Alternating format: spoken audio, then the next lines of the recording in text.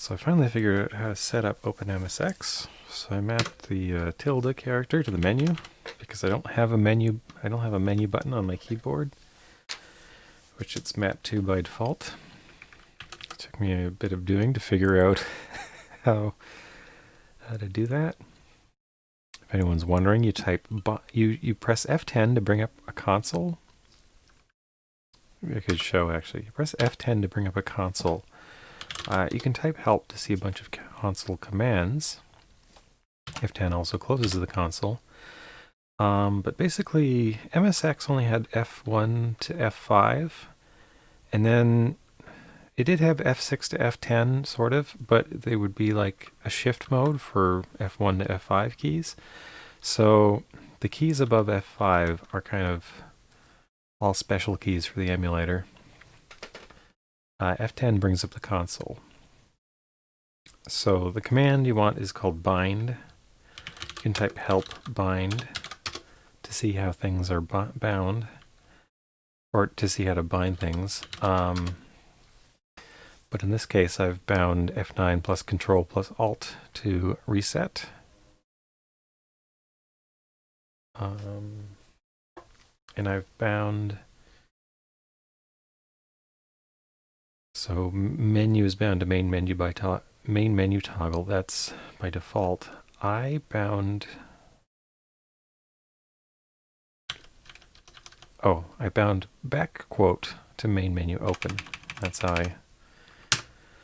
So you have to close the console to get access to the keyboard again.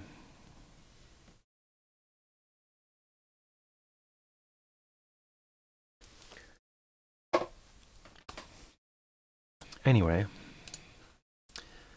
that's not super important, except I now have a key combo to reset the MSX, which I'm going to need to do, which I'll explain in a minute. So I no longer have to use the mouse with this, which makes me happy.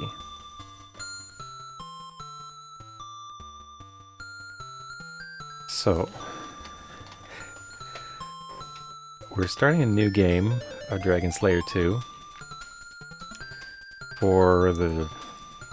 I don't know how many times it's been now. But basically had like an introductory game, which was kind of short, and then I restarted right then.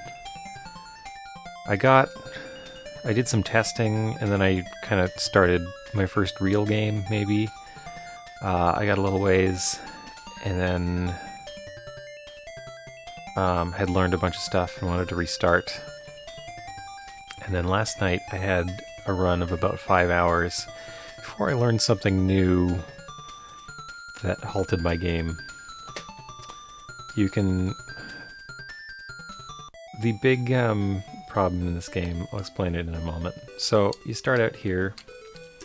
You're in the town. I don't know if the town's name is Xanadu. There's all these people wandering around. You can't talk to them or fight them or anything. And actually, because this is the MSX version, which I believe came out after Dragon Slayer 4, shortly after it was ported to the MSX. So these townsfolk are mostly characters from Dragon Slayer 4. They've all run away, but there's Mena. There's, I think that's the grandmother. There's Lil on top of me right there, and Pochi ran off there. There's, I think that's Roas. And Pochi as a dog. But if you've played Xanadu, it starts off similar to that. You have to go see the king, tell them your name. My name is Tomato? Her name's Tomato.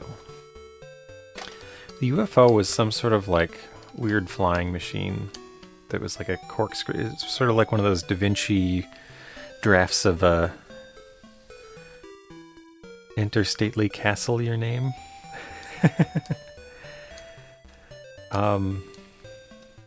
In the original PC-88 version, it was kind of like a sail on a corkscrew that flew through the air. I which feels like it must have been, I think I've seen like Leonardo da Vinci drawings that looked kind of like that. So I figure it was inspired by that. But in this version, it's like this UFO thing that flies around. So here we have our strength training. I'm going to switch to keyboard for this. Strength seems very important. I put 60 into it last time, which seemed to work pretty well.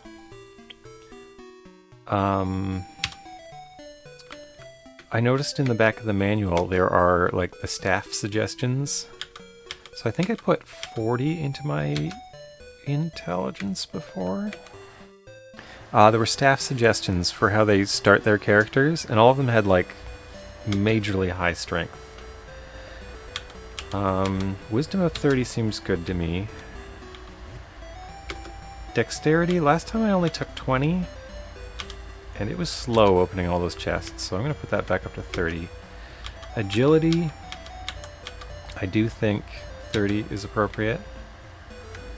Charisma, let's see if we can put this up to 40.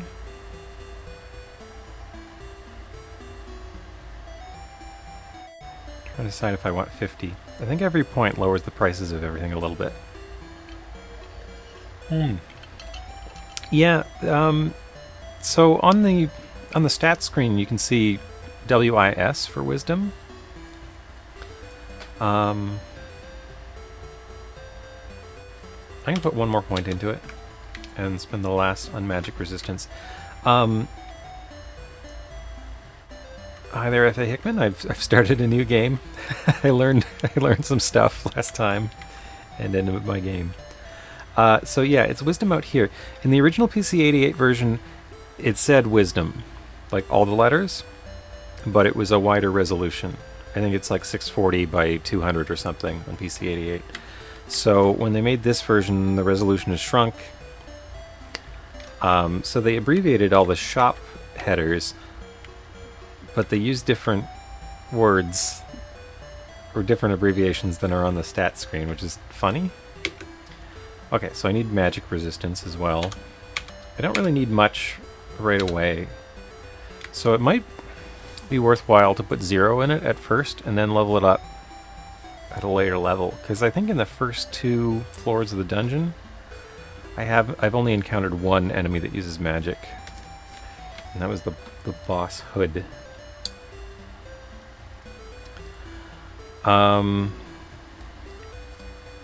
Yeah, the stats tree, these stat abbreviations were all this way in the PC-88 version. Like this, that hasn't changed.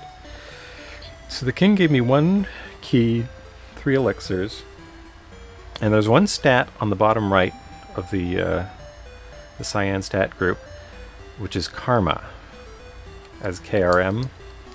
And that is the stat that keeps you from progressing in the game. If you get bad karma, you cannot continue in this game until you resolve it.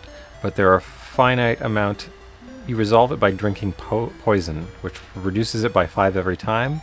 There are a finite amount of poisons in the game to find. So that's a problem. You've got to manage it. You got to watch it. And you get bad karma by killing enemies that have a good attribute rather than an evil attribute or something. You can't see it. You just have to kill them and see if your karma went up. And your karma's not on your main screen. You gotta bring up your stats after every battle to check. So anyway, you fall down this shaft. You could have gone to the left or right on those paths, but they're all kind of dead ends. But if you go to the left, you end up falling down the same shaft. And then you can go to the left again, and you'll fall down the same shaft again, which is kind of weird. You can go up this ladder here, but it doesn't take you back. It just takes you back over to the shaft. So the trick to getting out of here is to walk exactly to this space, and then turn around and walk back. And suddenly there's a shop here. I don't want to buy anything, but she's got a lot of stuff for sale. I think this is the only general item shop in the game. You have to come back to town to use this shop. But I don't want anything here. And then finally this ladder appears underneath that lets you into level 1 of the dungeon. It's a bit of a long walk in there. So here we are. So the other thing I discovered was whenever you restore your game, unless you're booting up the game, it takes some gold away. And the gold is like how many levels you have times 100 gold. So we start off by attacking these jellies, and some of them drop keys. They only drop keys if you kill the last one with your melee attack. That's important in this game. Then a red chest drops. The red chest might have an item in them that's associated with that character. So I can kill the first one with magic, and it'll drop a regular white chest, but I need to make sure to kill the second one with melee. Otherwise it won't be red, it'll just be another white chest. So there we just got 2 keys. That's pretty nice. Keys are very, very precious resource in this game. So it is important to do this in exactly this way. So what was I saying? Every time you reload your game, either directly after dying, or you can press Ctrl R to reload from your last save. It will reload your game as it was saved, and then it will try to subtract the amount of gold that you should have paid to save. And if you don't have enough gold, you take that many points in karma instead.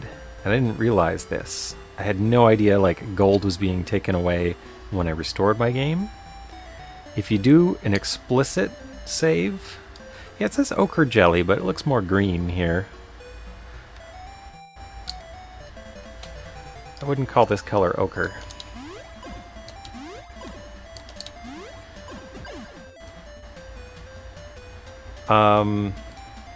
So that's what I didn't know.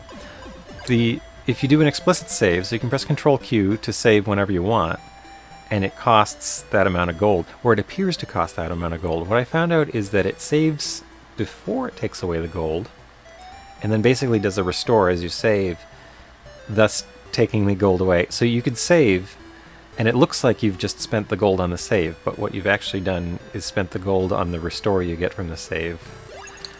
Which is interesting, because if you saved, and then reset the game, and continue from boot, you don't lose the gold, because the save happens before you lose it. And that was a critical thing I realized. I can cheat the save karma system, which I think is entirely too cruel, by resetting instead of reloading. Which is, I think, what I'm going to have to do to get through this game, because I don't think I can handle karma penalty every time I need to reload, because you need to try a lot of stuff and die a lot to figure out this game. So this one didn't drop a save scum strategies, yes. The funny thing is, if you die a lot on the same spot, you don't end up suffering from it more than once. You get a penalty from the first reload, but the save still remains there as long as you don't do something that makes it save again. But it's easy to do something to make it save again, so unless you know this is how it works, it's... Well, what happened to me is I was like 5 hours into my game, and then I realized I was gaining karma that I didn't know about, and I didn't know why. And I realized I had gained too much karma to recover. So, if you have karma, you can't level up. You need to level up. What happens is the temple and the king can level you up, and the temple can level you up. The temple closes when you have sinned, basically. Did I get a key from that? No. So you need to reduce your karma by drinking poison to atone for your sins, I guess, of killing whatever the special creature was. On the second floor, the special creature was a butterfly called Assassin Bag. There, I accidentally destroyed that treasure chest. That's the downside of using magic in this game. You can destroy the treasure chest that you're trying to gain.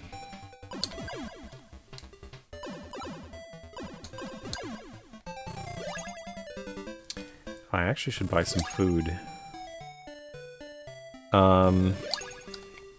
So I discovered that the butterflies gave you bad karma, so I immediately reloaded. Reloading, because I happened to have not enough gold at that time, which I didn't realize. You have to think about it before you save, not after. And save happens automatically when you pass between certain doors. So you have to realize how much gold you had before you go in, if you want to play it legit. Now that I have the workaround, I can ignore it if I want.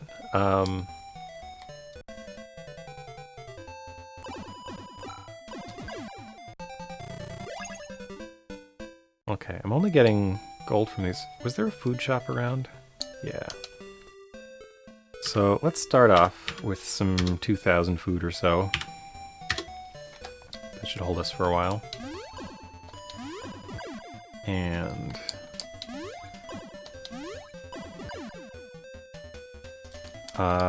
what we need is a bunch of keys, really, to start, so that we can go exploring in the towers. Oh, we need lamps, so we need to find some bats. Bats give you lamps.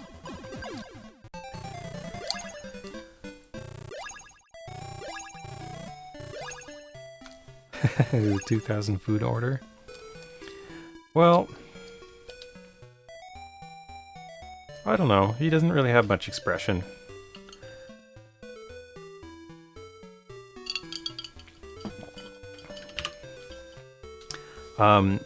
I think in like later levels I'm going to be ordering like 10,000 food at once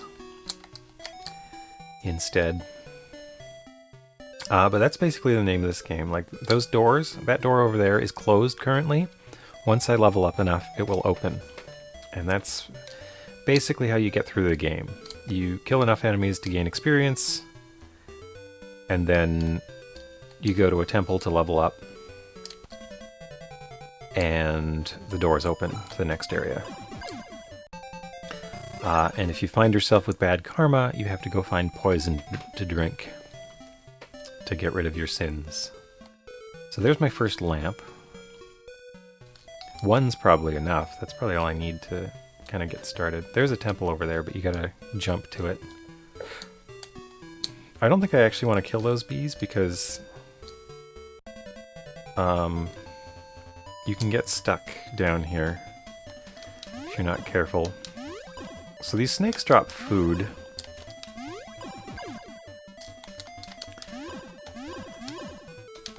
Which isn't the greatest drop because food is cheap.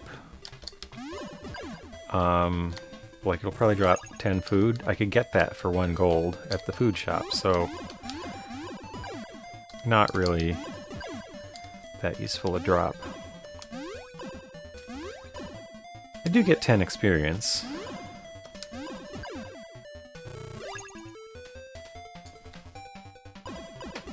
And I think snakes, from my notes, the red chests only ever just have food still. So there's no need to make sure to kill them by melee. You can use magic. So, like, every time you kill an enemy, you get experience. You also get experience, like, the particular spell I'm using, which is the needle spell. You can see the scroll with an N on there. It levels up every time I use it. And my sword levels up, or my dagger, it's just a dagger that I have, levels up every time I use it. Or gains experience. It doesn't have levels, but it has like an overall experience. So it's worth your while to kind of make use of everything. Also, like all the items, so the dagger is now up to 70 points. The needle scroll is up to 73. My armor kind of gains experience somehow, I guess, as I take hits. My gloves are up to 52. Your items get more powerful as you use them more, which is interesting. Your wisdom stat also makes items more powerful, but it's kind of a combination. The spectacles let you look at an enemy's stats.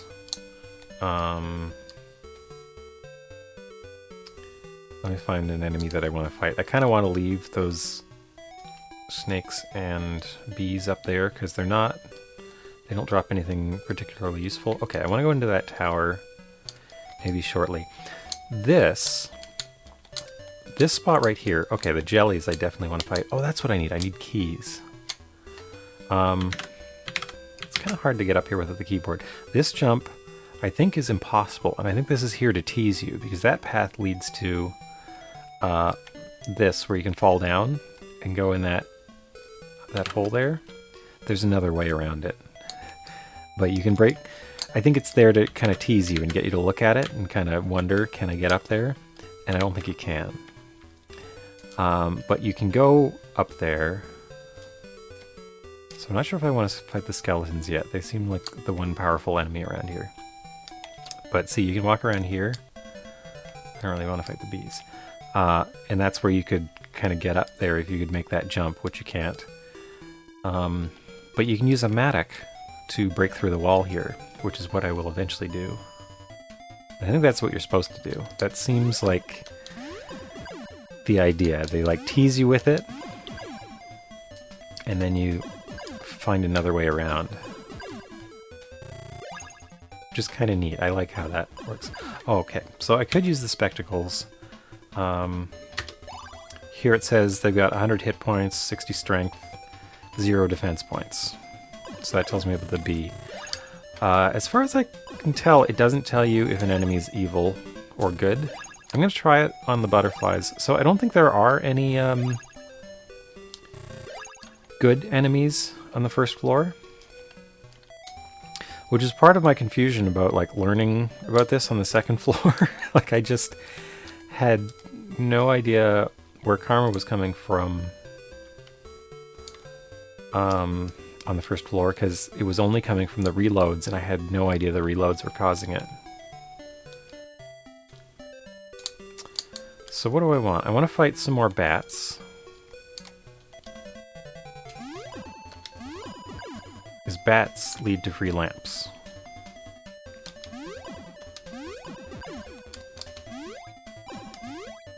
And I want... Well, I've got like 4 keys now, I think. Just a good start.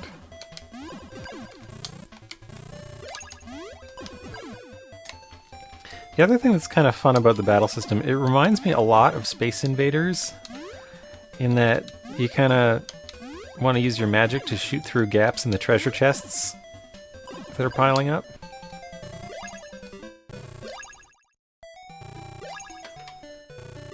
But there's a lot of strategy to trying to kind of form a wall as you enter the battle, if there's a lot of them.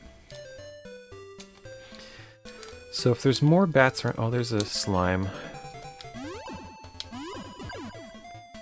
And I'm not sure if I mentioned, but all the enemies are finite, so they respawn. I think you get 4 groups of each of them. So once you've killed them off, they don't come back, which is kind of cool because it makes the dungeon safe in a really neat way. So you can kind of explore at your leisure after you've cleared the enemies, but it also means there's no way out if you waste your resources or have like too much karma. You just can't you can't do anything to get out of that hole. You just have to restart if you really go too far. However, and this remains to be seen because I haven't even gotten to the 3rd level yet, and I think there's 10 levels. I think the game has some pretty wide leeway. There is quite a lot of resource. There's more than you need.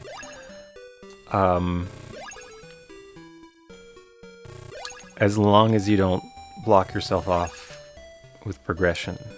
You thought I was almost done with this game? Like, done as in frustrated and quitting, or done as in getting near the end? Because this is the first level. Last time I got a very long ways through the second level. And I think there's 10 levels. So I've been nowhere close so far. I think I'm done learning this game. But I thought that last time. It's a very lengthy game, as far as I know. Is this harder than Legacy of the Wizard? Yes. Oh, yes.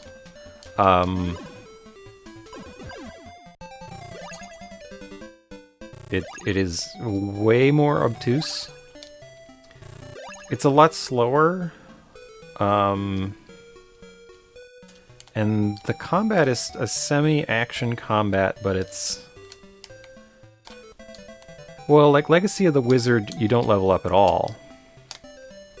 In this, it's what you have to do. So this is much more like an RPG than Legacy of the Wizard is.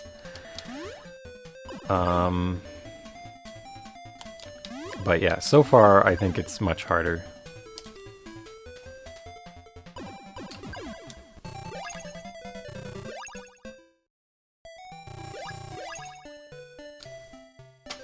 And to be honest, I think Legacy of the Wizard is a much better game. Like, I think it's probably going to be the high point of the Dragon Slayer series. This is only the second one I've played from it, in any serious way. I've tried a bunch of them, and they're all kind of interesting to me, and I might end up streaming many of them. But I think Legacy of the Wizard is going to be the best of series. It's a really fantastic game to me, and it's funny, like all the things people say about Legacy of the Wizard being really obtuse and hard to know what to do and getting lost in it. I think this game is a much more extreme form of that. Like, I didn't actually feel that Legacy of the Wizard was as hostile toward the player as this game is, by like an order of magnitude. It just feels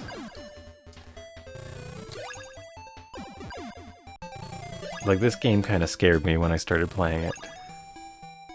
And I'm still not sure that I'm gonna get like 20 hours in now, and then I'll discover something new that breaks the game. But I think I know enough to hopefully carry through, as long as it doesn't get horribly difficult on later levels, which it might. I do not know yet. So, what I do want to find is the key shop, which I think is over here. I think I've gone too far. I think it's... No, not up here.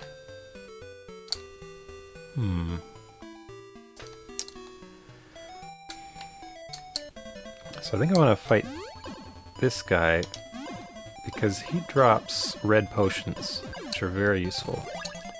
Oh, no, just 30 gold this time. 30 gold's nice, though.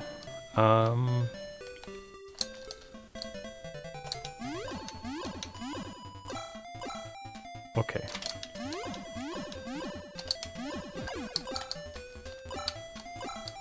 Okay, these are kind of powerful enemies right now.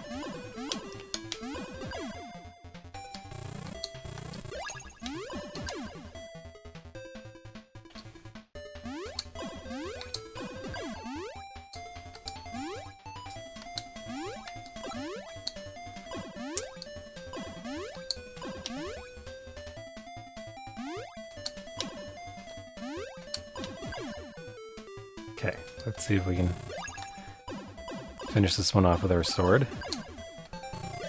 Red potion. Okay, that's what I was hoping for. Okay. Okay, so where am I going? No, this is the bottom floor. I always have a hard time finding the shops. There's kind of like a roundabout way to get to their entrance.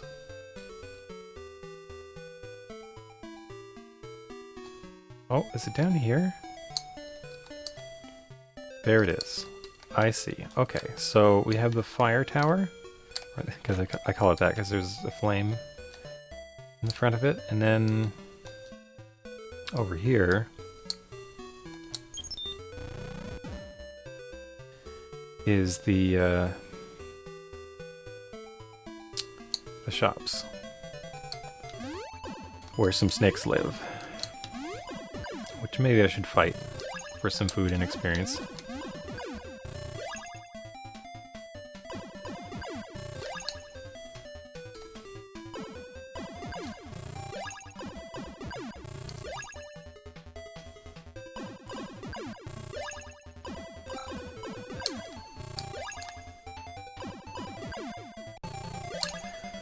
Okay.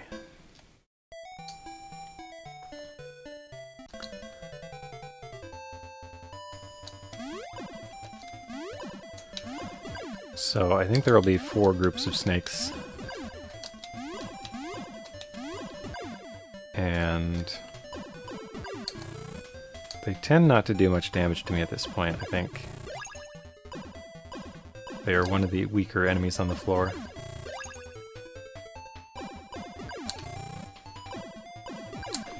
There's a point where enemies just are so much weaker than you that they can't damage you.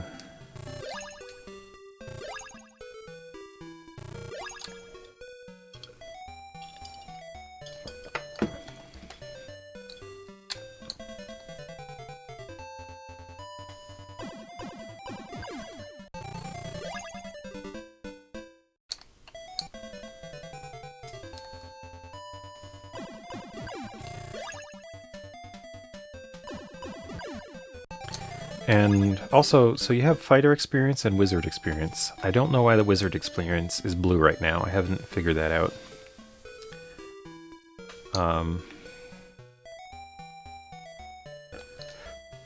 But they're kind of separate. So you have to do one or the other. I believe there's like way more than enough experience, like creatures on each floor to get the experience you need. So there isn't really a big limitation there, but if you don't manage to pick up the items they drop, because you killed them off with magic, or maybe you destroyed the treasure chest with magic, or you had to run away from the battle, all sorts of things can happen to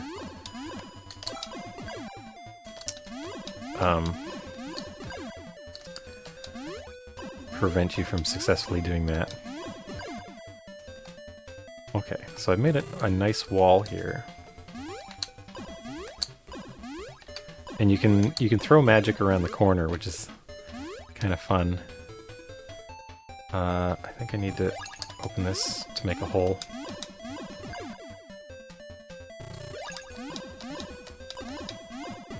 How much damage did that do? 0 damage?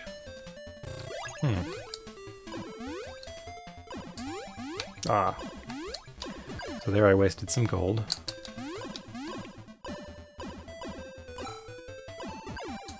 Oh, they're not doing much damage to me at all. And I got some red potion. So experience doesn't seem to be scarce.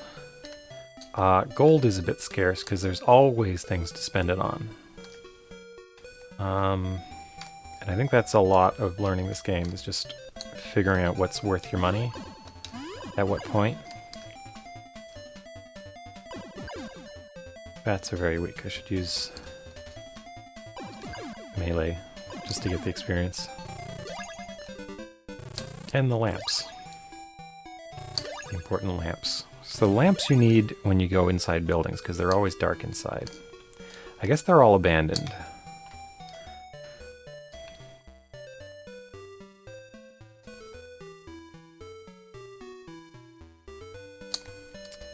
So maybe this is a place of like ancient city built on top of ancient city. They get overrun by monsters and then they bury it and build a new city. Okay. So I think I'm about ready to go. Oh, I should go into the inn first. I think. Oh, I didn't buy any keys. I'm forgetting. Okay, so let's see if we can find those shops easily this time. So, no, that's not the fire place. So, a little bit higher. There it is. So directly below it, yeah, okay. Now I'm starting to remember.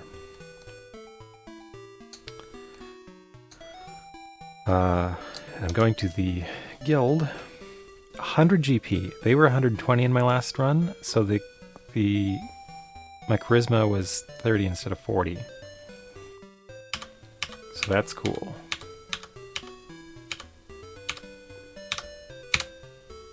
Alright. So that's a good haul of keys.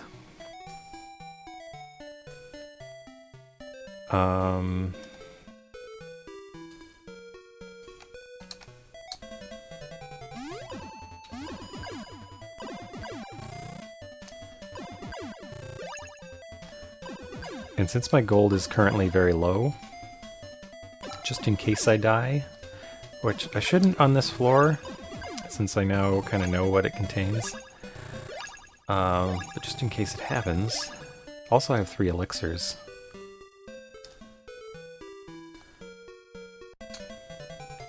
Oh, it's Goblin. I think they're tough.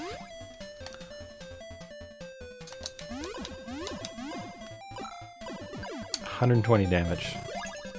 They drop a candle. Okay. So I don't want to use the healers because they're expensive. I don't want to fight these goblins because they're strong.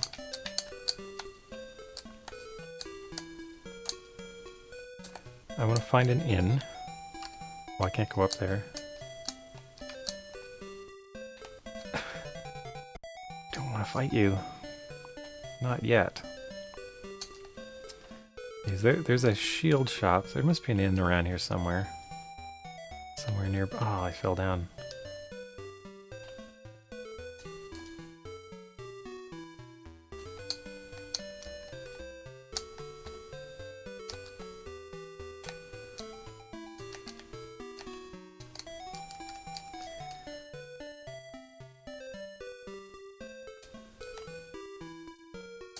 Food. There's food. Okay, there's definitely an inn, like, at the top.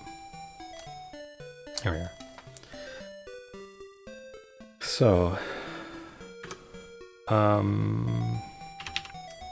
let's just... Not enough. Oh, I only have 80 gold. Okay. That's probably enough.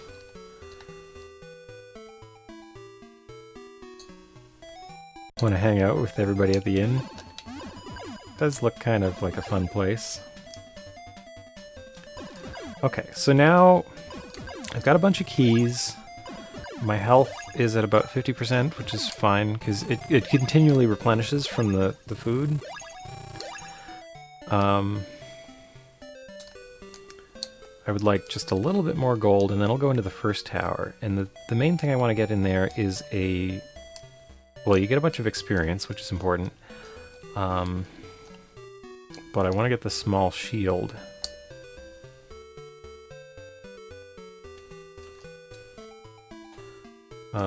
Where's the tower? There it is. So that's where I want to go first. But I want to find just an enemy to fight for some gold. Because I want to have more than 100 gold before I go in, just in case I die. I don't think I will. But I feel like I should have a general practice of having more gold than I need to incur a karma penalty, because those are hard to deal with. There was actually only 1 vial of poison on this floor. There seemed to be about 6 or 7, so you could deal with about 30 karma on the 2nd floor. And I think you get like 3 from fighting the wrong enemy. Oh, it's a skeleton. A lone skeleton. heavy damage. Spectacles. They drop spectacles.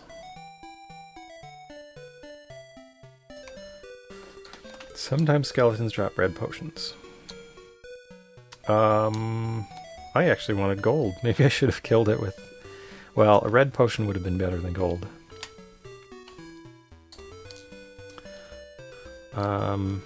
So as you see, I've killed off a lot of the enemies here, so it's now becoming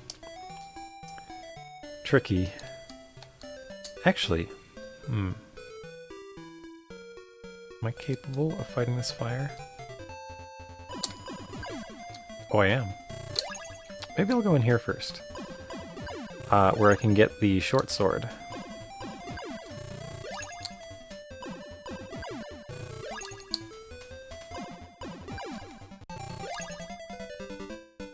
I don't know if this is the good one to go to. Okay, so now I have enough gold.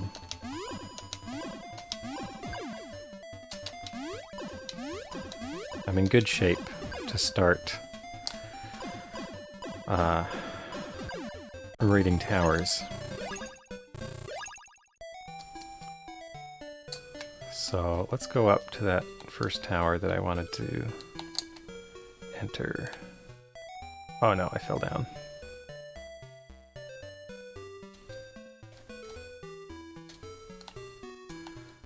Okay, so what's the way to the first tower?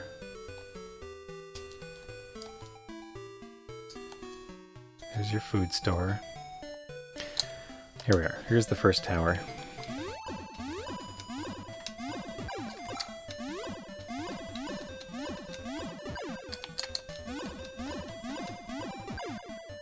Yes, there is a Saturn version. The Saturn version has auto maps. There's no translation. So the Saturn version, it's like a compilation of Dragon Slayer games. I think it's like the first 3 Dragon Slayer games or something like that. With shiny new graphics. But it looked like fundamentally the same game. Except for the auto map. I kind of want to play it without the auto map because I like some of the... This game plays with like teleporting and stuff like that. Stuff that would thwart you if you were trying to make a map. And I kind of like the way that plays with the mind, so I want to keep that, but the Saturn version might be the one to go with if you want a little bit of an easier time, perhaps. I don't know how much easier it is. I haven't tried it, but I looked at it a little bit. So here we are. So I should be able to get 2 lamps. Oh yeah, there's gloves and rods. Oh, nice. Okay, so I should be able to get a free key from these jelly. So inside the towers, every group of monsters just exists in a room. It's all now top-down rooms, even though your hero is still from the same angle as before. But basically, once a room's cleared out, it's cleared out. Which actually also means once a room's cleared out, there's no features in it except the doors, which is kind of funny.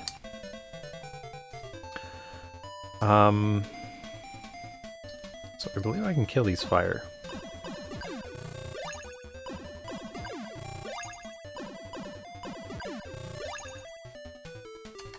And they will drop a lamp. Yeah, so I looked at the Saturn version as maybe one to play. It might be a... Oh, it hit me. It hit me for 2. Okay. That one hit me for 2. So they're very weak, some of them. It took me a while to get the guts to attack. You can't attack it with your starting magic. Your needles are not effective.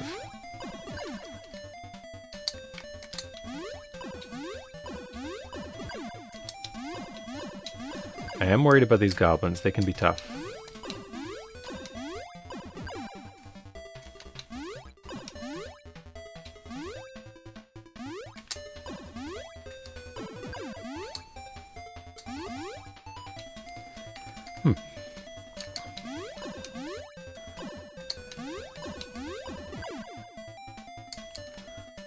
thankfully kind of backed off. So, if I can get another one here... Oh. Oh, I can't change items. I was going to use spectacles just to see how strong they are, because I haven't really looked at that for goblins. Let's see how many hits. 92 damage. 78.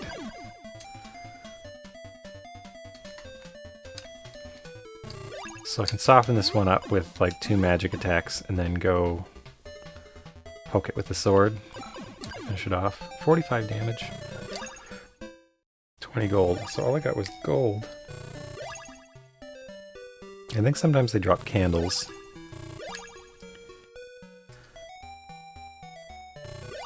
Yeah, so I considered the PC-88 version.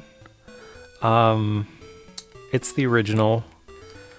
I think the dungeon's the same. They revised the leveling system a little bit. In the PC-88 version, you just spend gold for your leveling as well, which kind of compounds the problem of trying to figure out what to spend your money on.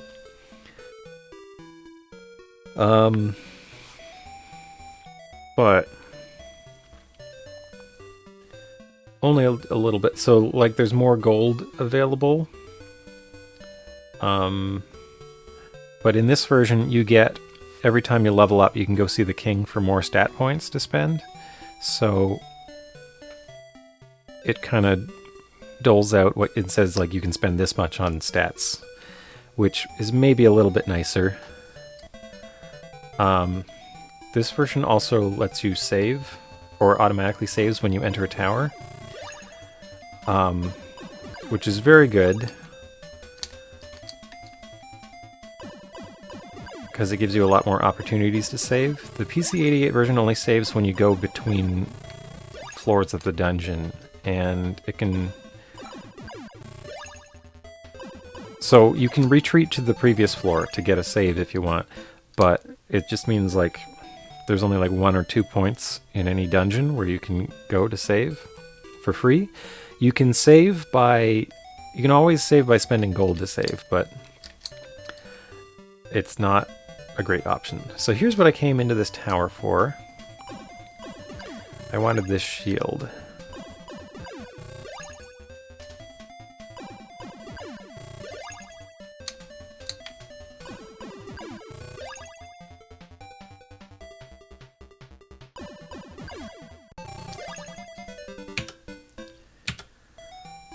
So there we go.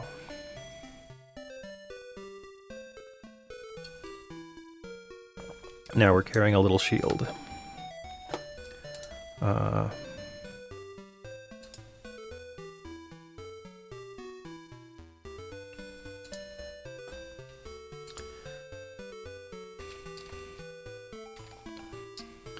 yeah, OpenMSX has this rewind feature. So it's always like recording your last few frames, and you can rewind if you want, but I don't think I want to use that for anything in particular here.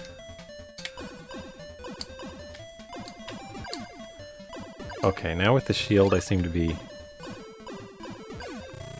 overpowering these enemies. Maybe they'll drop a nice red potion for me.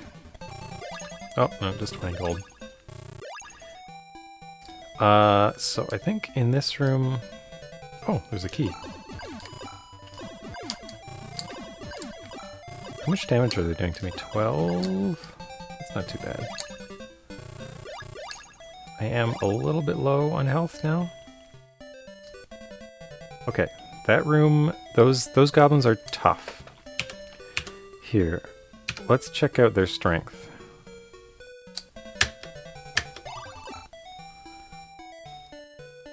I took 90 damage on the way out. So strength of 300, which I guess is pretty high. So I might come back here later. I'm trying to remember what's to the north here. That door, I don't think you want to open. Oh, bats.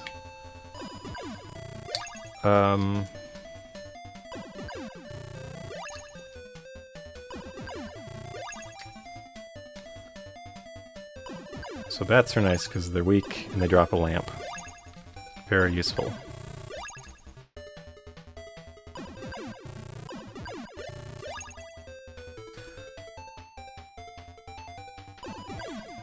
So towers are basically where you find all the good stuff and get good experience.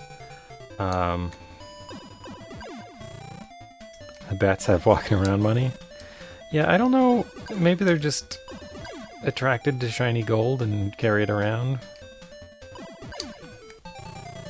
Oh, I was hoping I'd get a free key from that jelly, but nope. Okay, so this glove will level up my dagger. I don't know if I really want to level up my dagger, but don't really want to come back here. And you have to consume a lamp every time you want to go on a trip into a tower.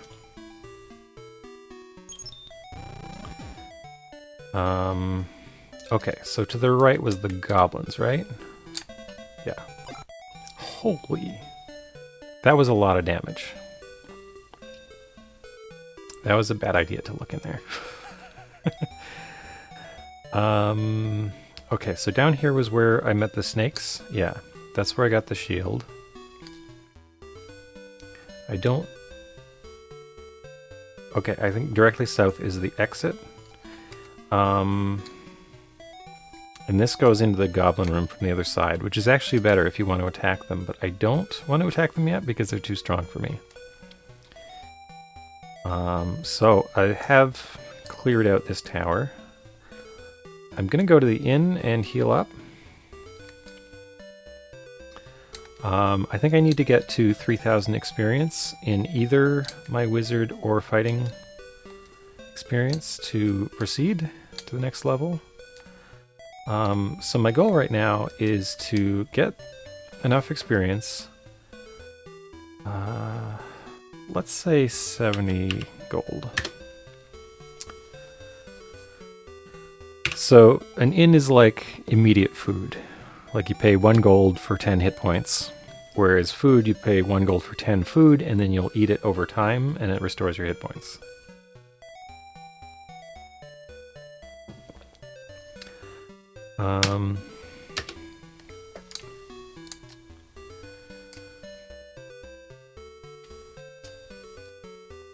So it actually might be worth fighting the skeletons now, if I encounter any. But my next stop... Oh, I didn't want to fall down here because it gets confusing. Okay, I think that was the tower I was just in. Let's fight these skeletons and see how strong they are. How much damage was that? 38?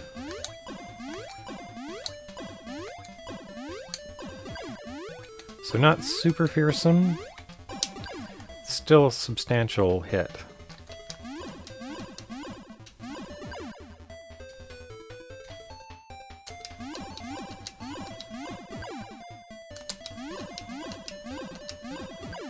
But now that I have the shield, I take less damage when I approach, which is nice. Oh, I took a couple hits there.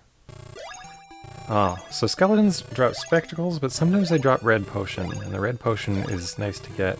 This gold is nice to get. My health is still doing alright. Food's near 2,000, so that's alright.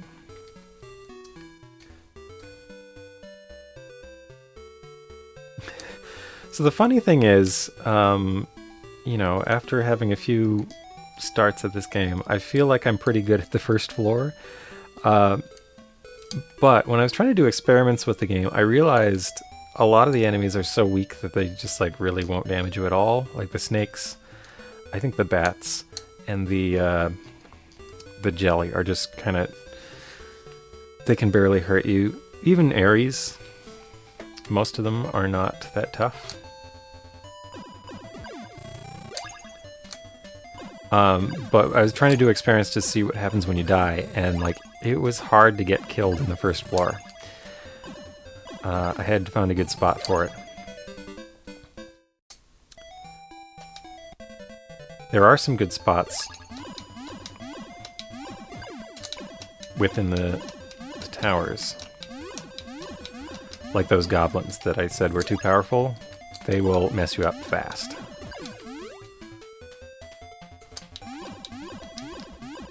I don't know if you saw one did 200 damage to me in one hit.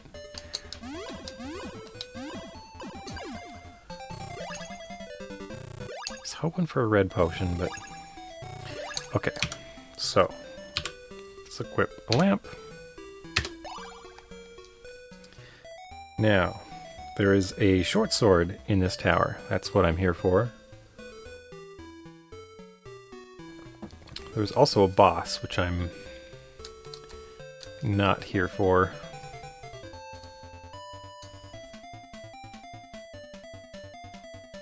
Trying to see...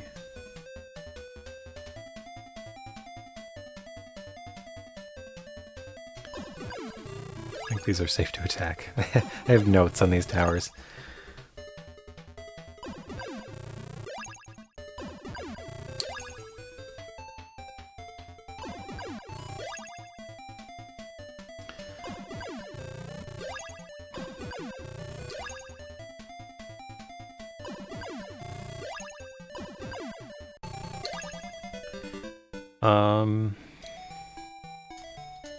So, well, I'm at 1980 experience for fighting. Oops. I exposed my weak side to the fire. I took the opportunity to attack. You want to attack them from the front only. If you expose like any side pixel to them, you are weak enough from the side that they can attack you. So if I went straight up the middle, they could kind of attack me from the side. But if I kind of safely go at an oblique kind of angle over here, I can sweep through them pretty easily.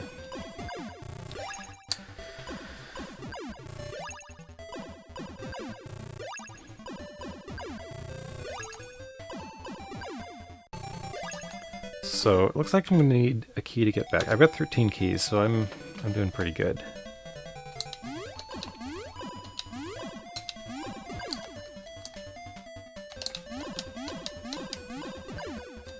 Let's build ourselves our wall. Did not work out.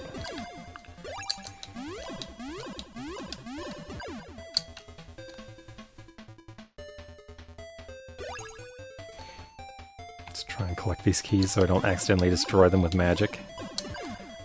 That's the real danger of using magic. You have unlimited magic, but you can destroy very precious things with it.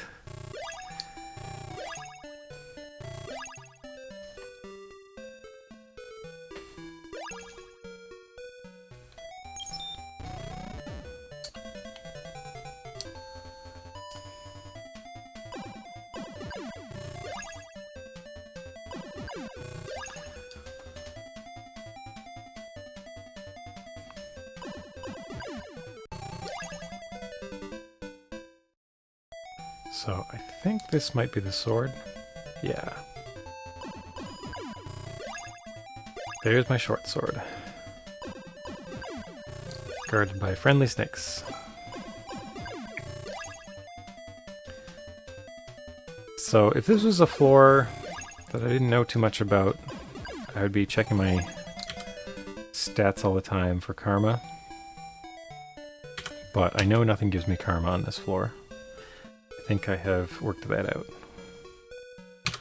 Okay, so we equip our new sword, and you'll see it has a 30 next to it. So the left column is how many you own, and one that's in your hand doesn't count. So it says 0 for short sword, but I've actually got one in my hand.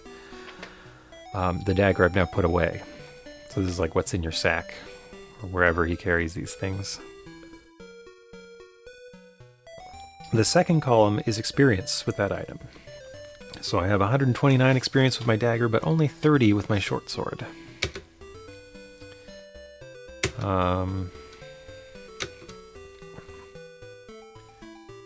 My small shield seems to have very little experience, even though I've been carrying it for a while. I think it's like only when you take a hit, and I've been using a lot of magic. My lamp experience is up to 50. I don't know what that means. I guess I've used 2 now.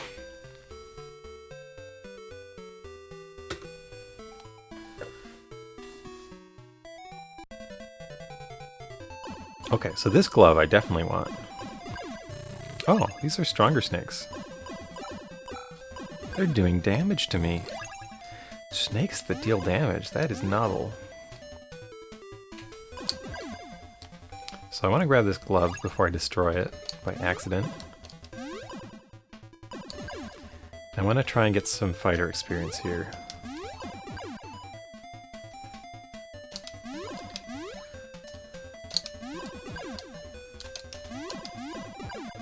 Oh, I think my spells are now too powerful to do 2 softening attacks. But once my fighter experience gets up to 3,000, I want to cash out, buy all the...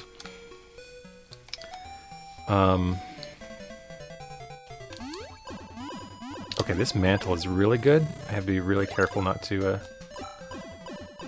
destroy it.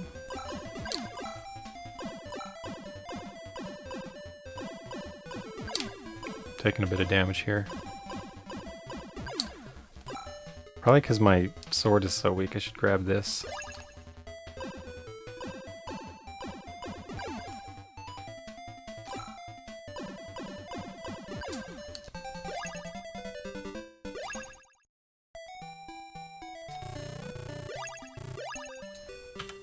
So I think I should equip a red potion, just in case I need it.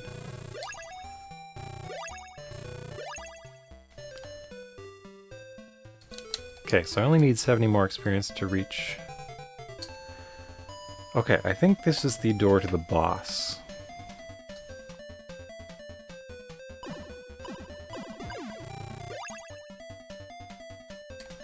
So actually I wanted to try this out.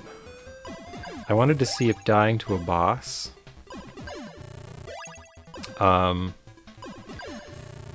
attacking the boss immediately saves. But I think the restore from dying to a boss does not incur the penalty of gold. So you can't lose karma to a boss, and you can have lots of attempts fighting it.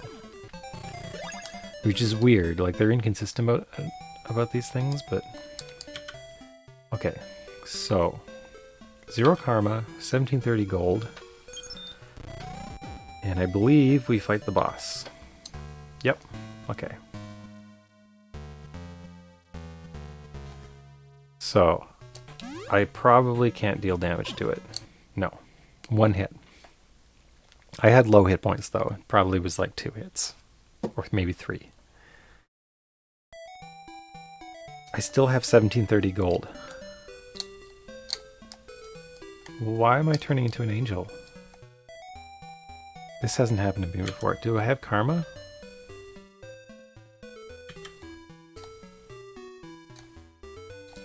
That's really weird. I think that's a glitch. I've never seen that before.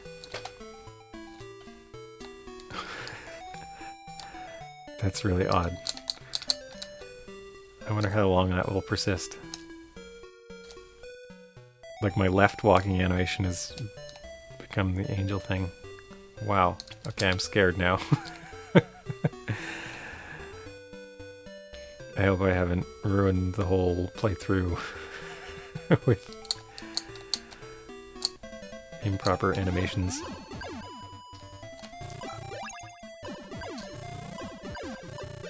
I'm hoping it clears up when I leave the temple or something.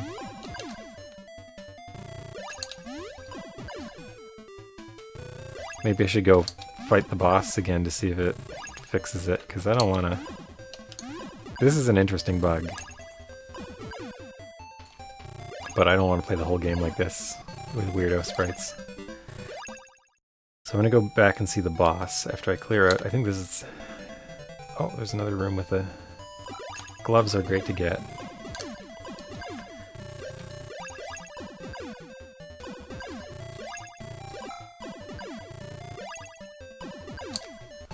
Okay, so I've definitely got enough experience to move on.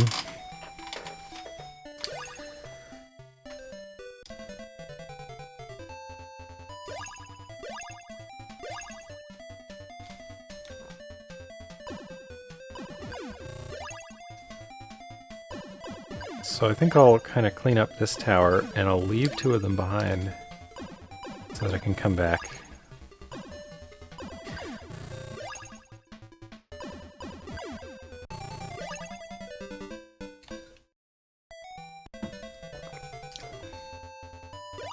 wonder how strong these goblins are. Hi there, Brigand. Yes, I did restart. I don't know if you saw what happened last time, but basically I learned the other way to get karma.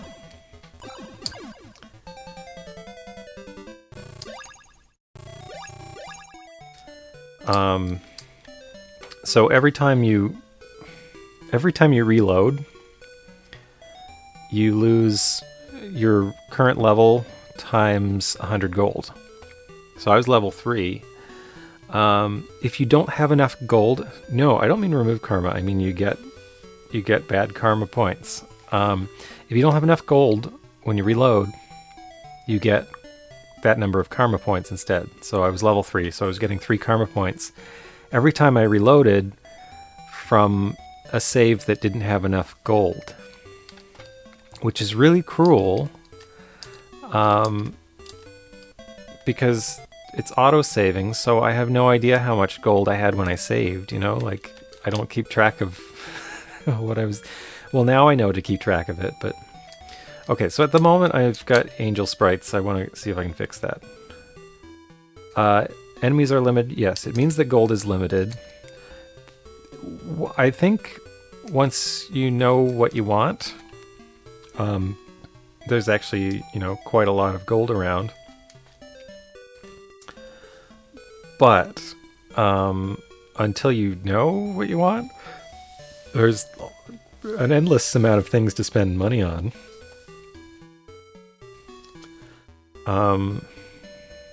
So I'm just going to go die to the boss here. So reloading from the boss fight, you get an automatic save, but it won't take your gold. So I've still got the wrong sprites here. Also, you can jump as high as you want when facing the boss, which is kind of funny. I don't know what use it is, but...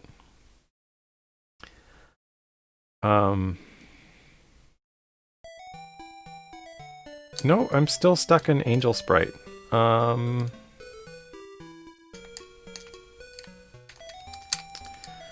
So... But my gold stayed at 1982, so like dying to a boss does not count as a reload. The other thing is, and actually I can show you this, because I want to try and recover my proper sprites. So I'm resetting. If you reset and load from the main screen, your continue does not have a gold penalty for your reload. Which makes sense, like otherwise you would never be able to leave the game without paying gold, I guess? I don't know, it seems kind of cruel. Wow, look at that. It got even worse after a reset.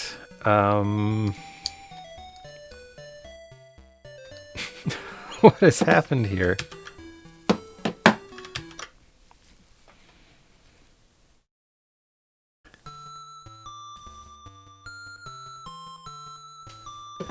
I hope I can get...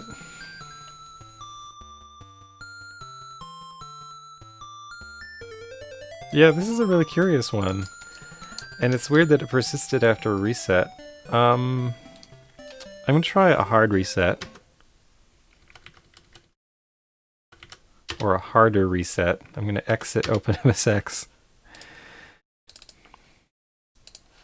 Just to see if that takes care of it or not. I don't know.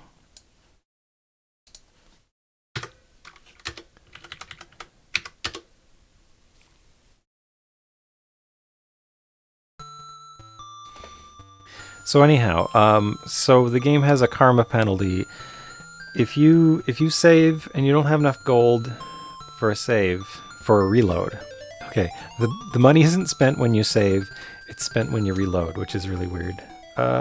Okay, somehow this is tied to my save.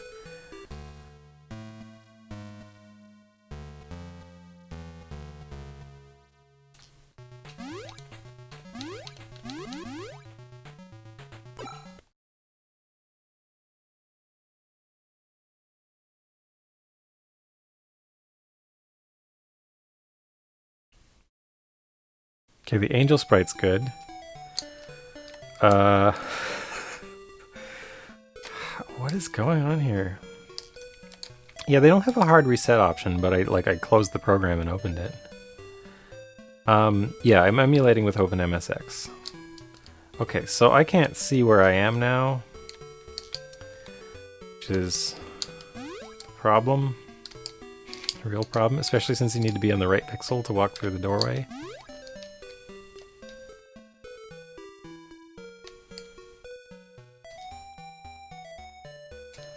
Oh no, this is... So I don't know what to do about this. I don't want to have to restart because of this.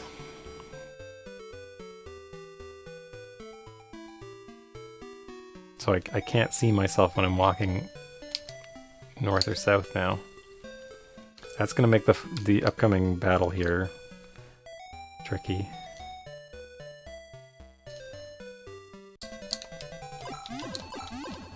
Oh no, I can't fight these skeletons.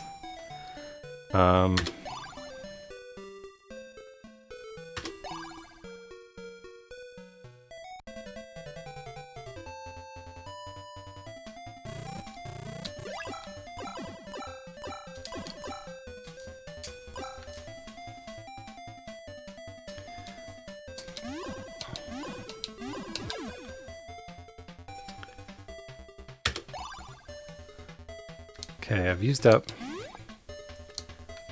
a lot of my red potions.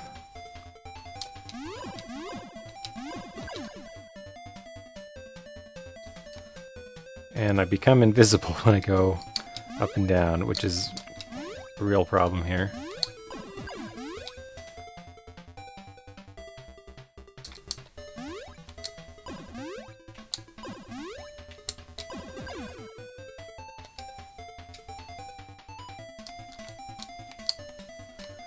Okay, let's see if...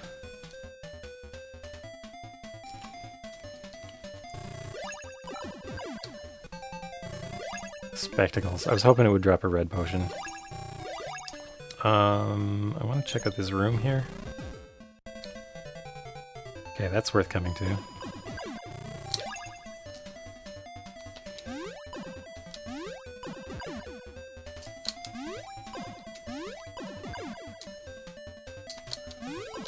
So this is going to be...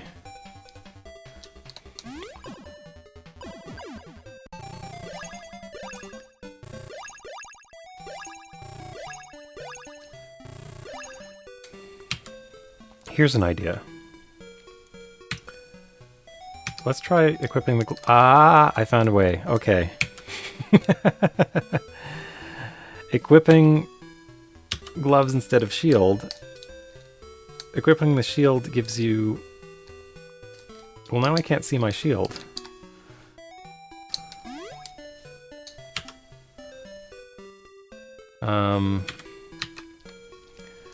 But normally, like, this is what you look like when you have the gloves, and then when you equip the small shield, you're supposed to see a shield in your hand, in your other hand. But I'll take this. This is good enough.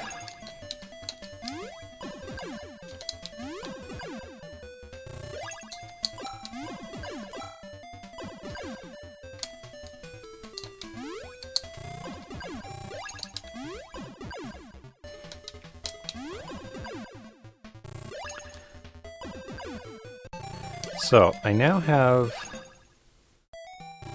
a good amount of gold. I can buy I want to buy a bunch of keys.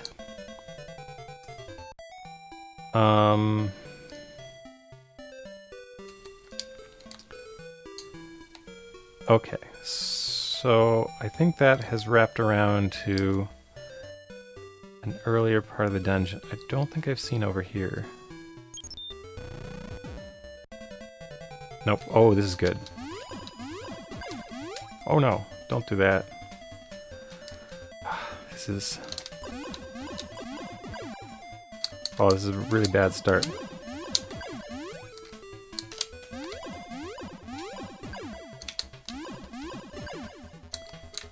Okay, I think I'm okay, but... Oh, I'm out of red potions.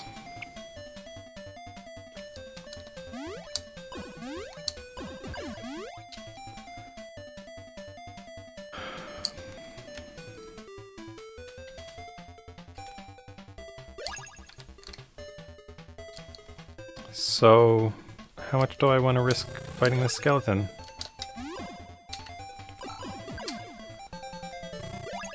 Gave me a red potion.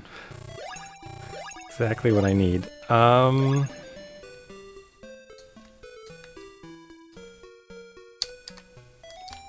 what's up here? Okay, that's just snakes. Snakes I can handle.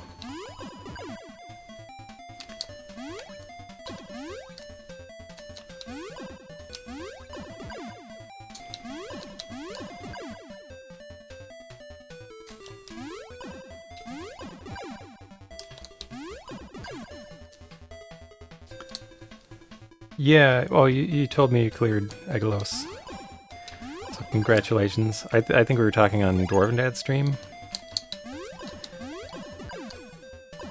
But congratulations on clearing that.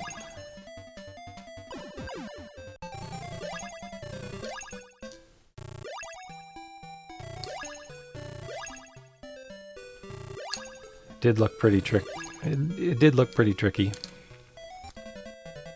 Well, there are lots of things that are hard to remember. Who among the many people you know which... Whether you've beaten a game, I don't know. That's hard to keep track of.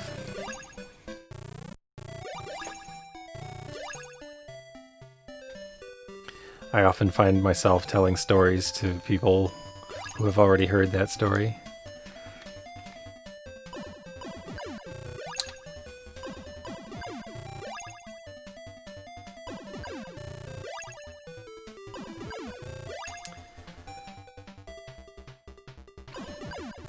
But yeah, it looked pretty neat.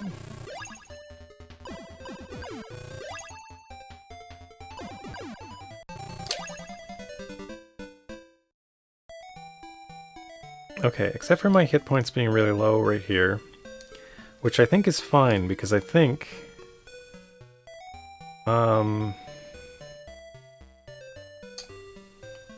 I've cleared out this dungeon. I haven't.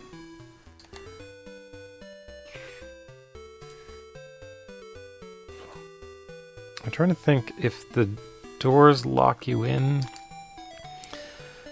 The keys are tricky. Like if you map this out, you can figure out the dungeons kind of wrap around in weird ways.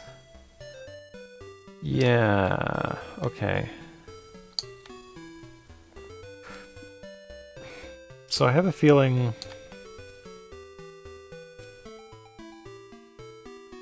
I'm not sure how many keys I need to spend to get out of here. I think I need to spend at least one key to get out. This is the boss room. Actually, you know what? I'm going to take the free save for fighting the boss, since I've determined it lets me do that. So anyway, so I found this... I guess once you know that you have to keep gold around all the time for saves or for reloads, it's not so bad. But I didn't know that my second playthrough. And basically, it doesn't really come up on the first floor. On the first floor, you're not likely to die much.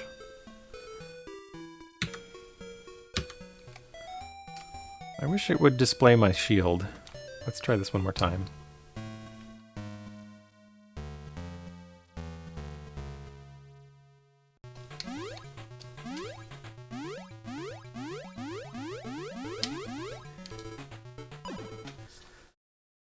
So last time at the end of my stream, I was actually doing damage to this boss. It was still killing me pretty fast, but I could deal a couple thousand damage to it.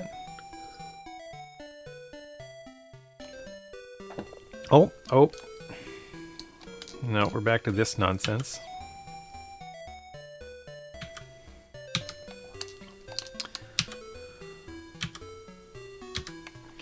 Okay, well, that's acceptable, I guess. Can't see the shield anymore, but that's okay. As long as we can see Tomato, our novice fighter. Novice fighter, novice wizard. So I think I need to spend a key here to get out. 2 keys? Good thing I have a bunch of keys. 3 keys. Oh, this was a bad idea. I think I could have gotten out cheaper the other way. Oh well.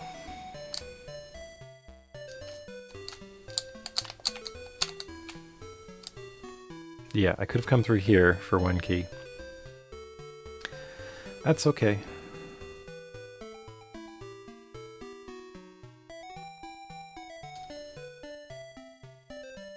Wait, have I been up there? Is it worth a key to find out?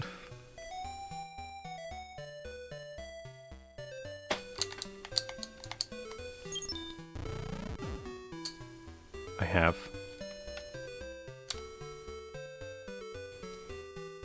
That's the other thing. You can always know whether you visited a room, because I don't think there are any empty rooms. Okay, so we've saved. We definitely need to find an inn.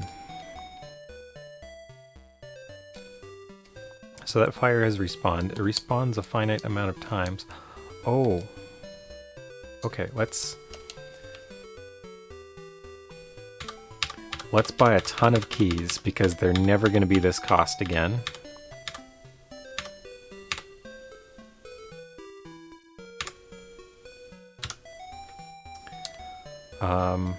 Let's fight these bats, because they'll give us a free lamp.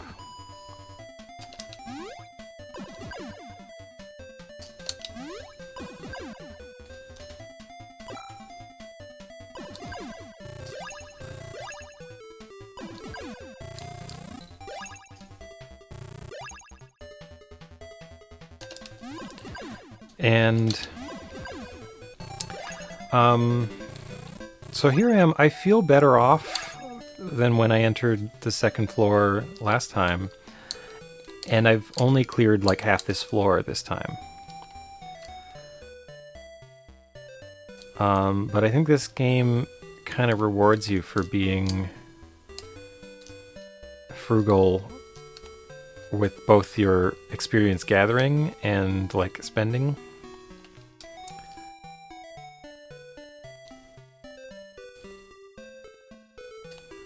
So I want to find, okay, here's the inn. So, I'm gonna heal up a bit. I'm gonna enter the temple, and I've gained a fighter level.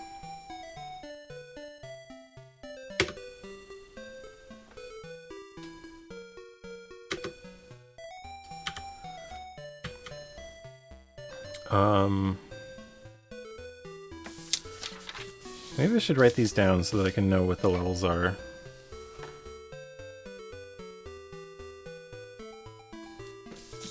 So we have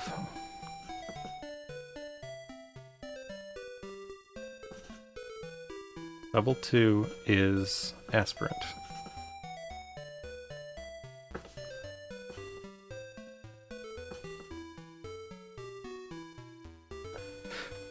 And it seems to be 3,000.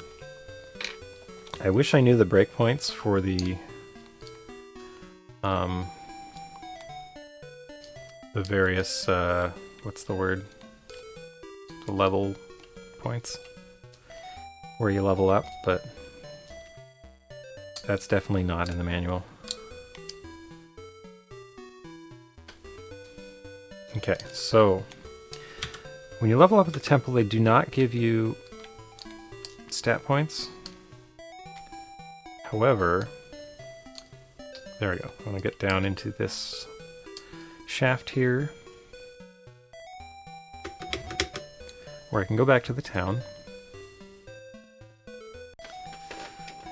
So how many keys did I manage to buy? I have 29 keys. That's great. That's fantastic. See, that's the thing. I was paying way more than that for every key after I leveled up by accident last time. So I already feel like I'm way ahead, even though I've done, like, I've spent half as much time on this floor and cleared only like half of it. Oh, I forgot. I have to do some sort of little dance to unlock the the way out of the dungeon, I think. Or no, it's not there. The shop's still here.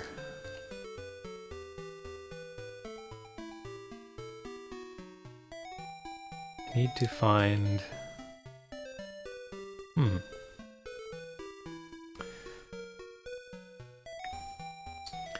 So I've done this a few times, and eventually... Oh, it just looped around in a weird way. Eventually what I found is the shop moves up, and you get a ladder that goes up.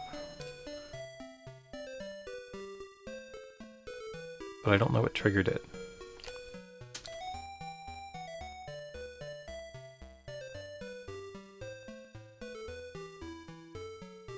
So this goes to a dead end. How do I get back to town? Don't think I need to go down here.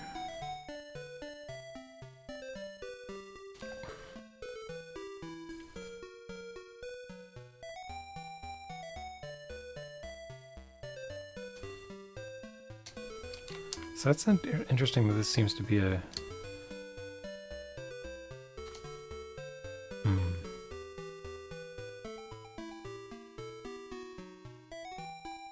Oh, there we go.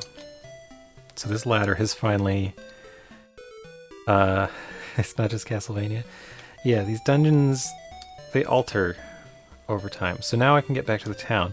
So what I'm hoping is, even though I leveled up by the temple, I think the king will still acknowledge my new title and give me more points to spend.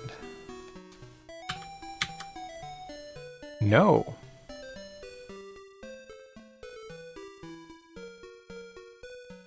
Does that mean I should only level up by the king? I thought I'd get CST. So last time I leveled up by the king, and the king gave me CST to spend on new stuff.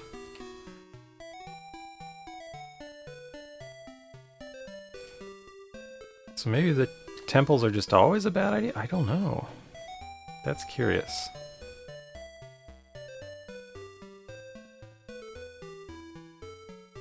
Or maybe I don't get CST until both my things are a higher level, or I don't know. Maybe I get it for reaching the next floor of the dungeon?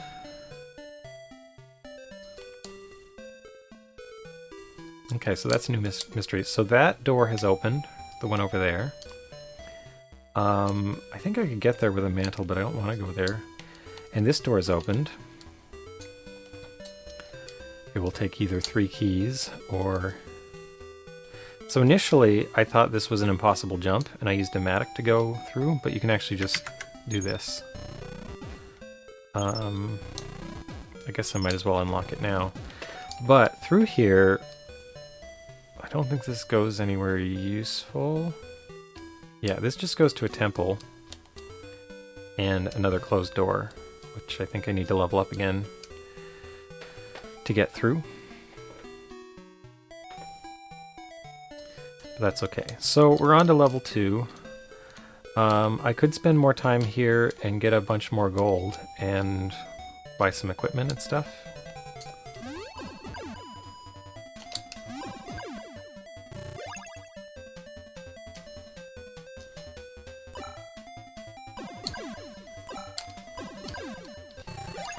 And keys are the only thing that seem to go up in price when you level up, so that's kind of interesting to me.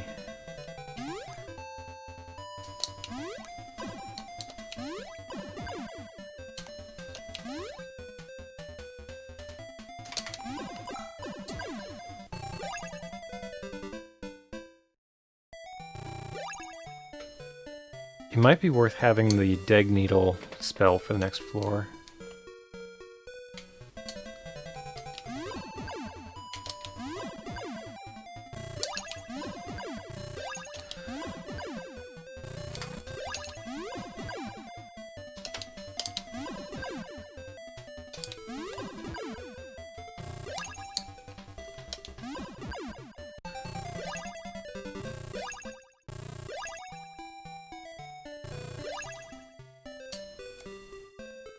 It seemed like it was super effective when I was using it, but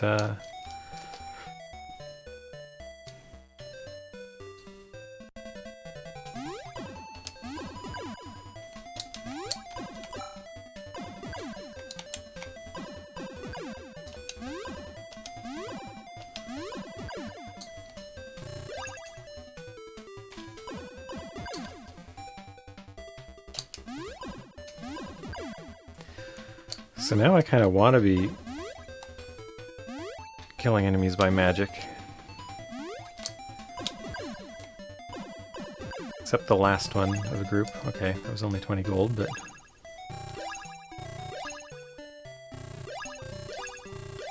that's pretty good to get, anyway.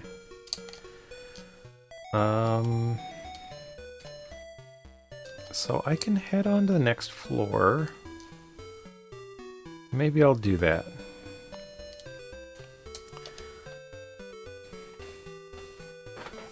So what I discovered was never fight the butterflies on this floor because they give you karma. On the other hand, the scorpions drop poison, which is great. But also means I shouldn't fight them until I have karma to get rid of. And the thing is, like, it's cumulative. Since I now know where the poison is on this level and the previous level, I can save it for later. So the whole karma problem is not so bad the further you've been and the more you know about how to avoid it. Like, the more times you play this game, the more you'll just know stuff that will... Wow!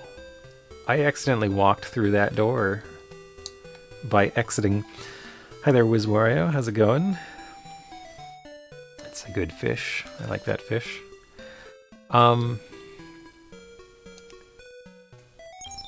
So when you do battle with an enemy, it counts as like a square on the map. And if you walk out the left side of the square, you come out the left side of that square when you leave the battle. So the enemy did battle with me next to the door, and I walked out the left and I was standing on the door so I could walk through it. So this I need to eventually open. These butterflies I need to never fight. So we're just gonna let them run away.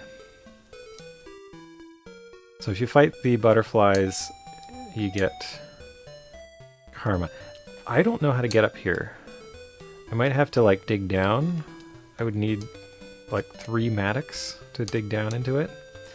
I don't think I ever need to go to that inn or temple. So there's a bunch of doors here kind of blocking things off, and there's just so many that you don't need.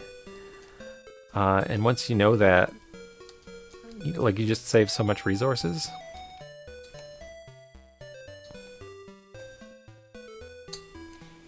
So I am getting a little low on food here. So I think I'll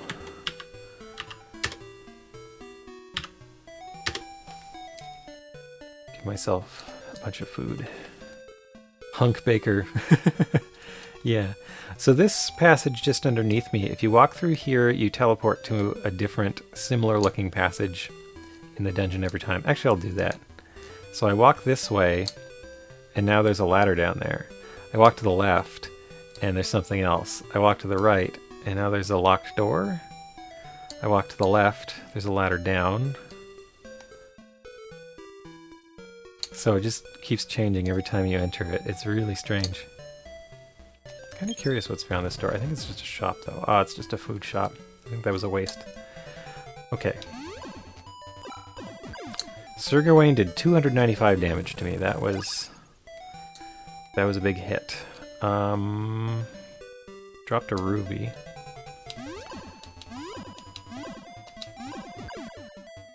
So these garbugs are good to fight. They drop a lot of gold.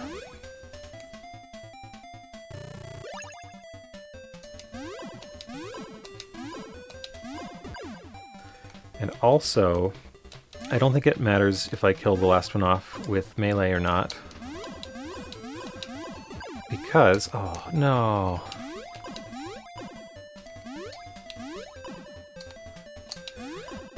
Destroyed a treasure chest. Because I don't think they drop any special items, they just drop gold.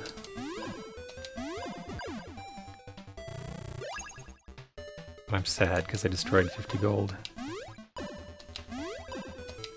So there's definitely a lot of room for making mistakes in this game. It's just some mistakes are more critical than others, and some mistakes will end your game. And you'll not be able to proceed. But it's hard for like any individual mistake to do that. It's like for me what I was playing yesterday, like the thing that started happening was just a thing I did not understand what was causing the karma stat to keep increasing, and it just kept increasing and I had no idea why and I couldn't handle it.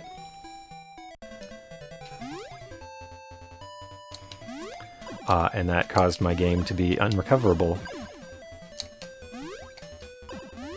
But now that I understand what causes it, I can avoid it. So the game is playable again.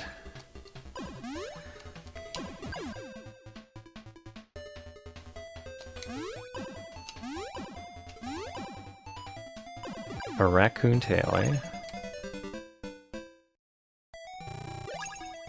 Well, there are wing boots. If you're talking about flying, like in Super Mario Bros. 3, there are wing boots, which let you fly temporarily. Here's a hood. So there's the door to the next floor. What do we get? Just food.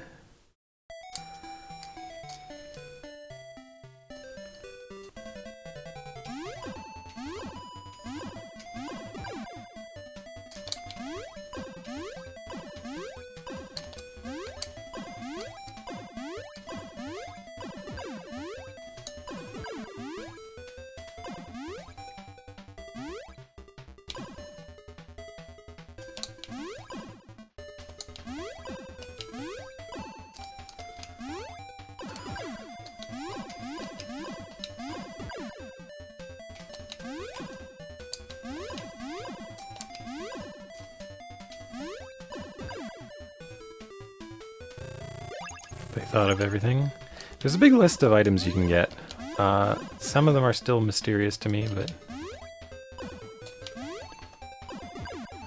I've actually picked up a lot of them at this point. 70 gold per. Oh, that's nice. Okay, so I now have enough for maybe some new armor. If I get 2,000 gold, I can go get... I can get Dag Needle.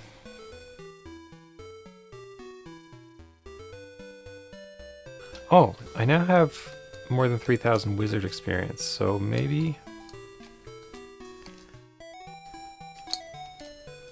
Okay, how do I get back?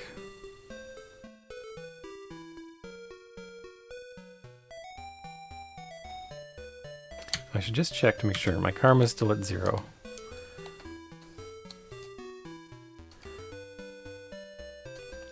So oh wow, there's so many enemies around.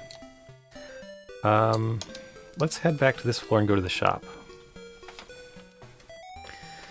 The on-the-nose shop naming.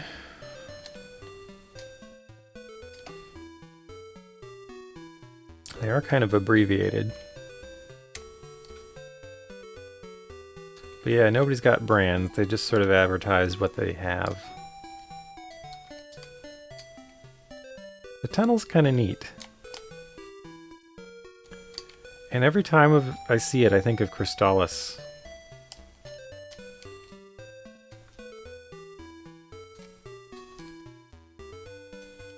Okay, here's the shield shop.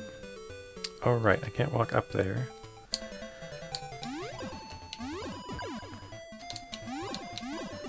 So it's funny, these enemies feel super weak now. Oh no.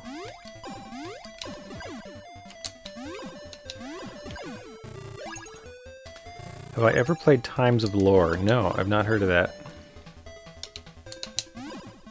What's it for? What's it like?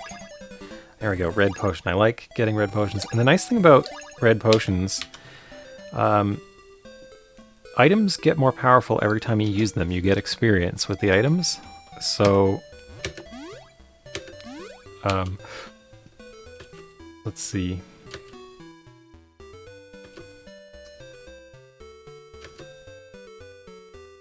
So I now have 60 experience with red potions, but like every time I use them, they get more powerful. It's great.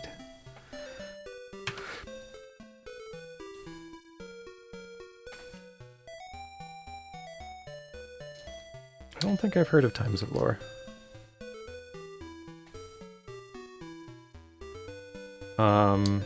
But let's see how much.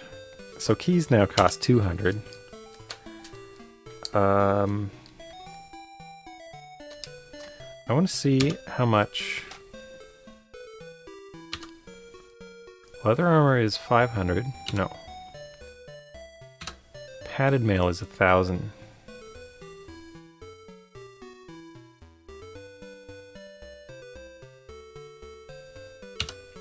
So I'm going to come back for that. And I'm also going to buy Dig Needle.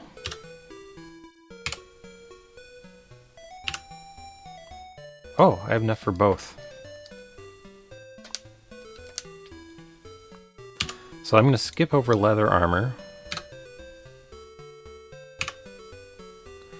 Let's see what studded mail is. 2,000. Ring mail, 3,000. Scale armor, 5,000.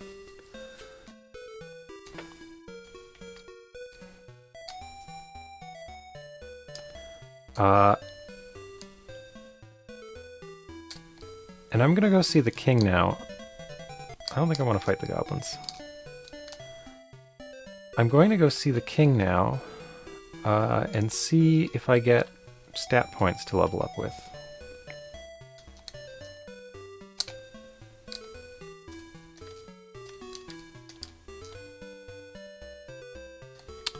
Though I have to remember how to get out of here.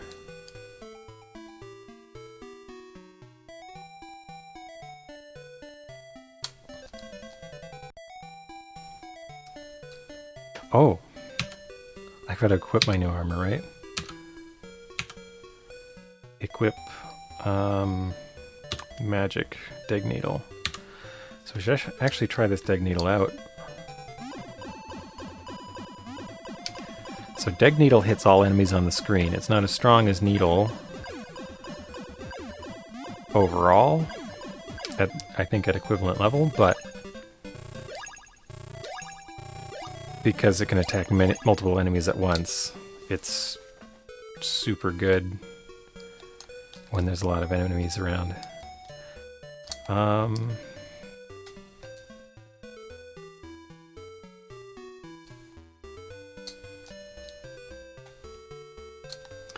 Okay, so this is the starting area.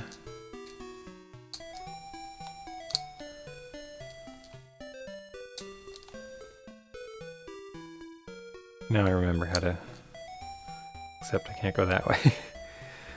Now I remember how to get out of here. So what I do is I find the shaft. Guess I'll level up this spell a little bit.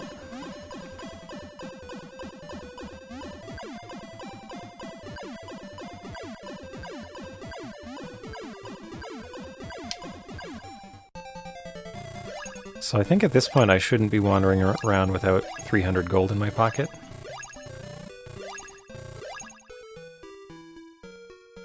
But I should be fine. So we find the shaft. Here's the shaft. And then we want to just go down here and drop in... Oh. Go down here? And drop into the shaft. There we go.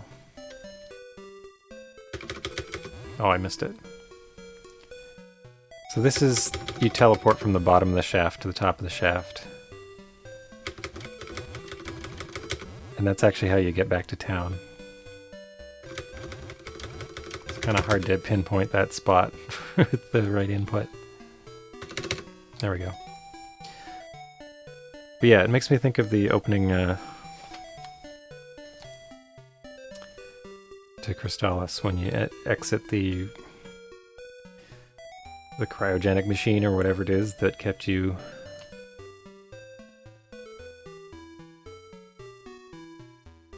out of the town for so long. Okay, so let's see what the king says now about my 3000 wizard experience.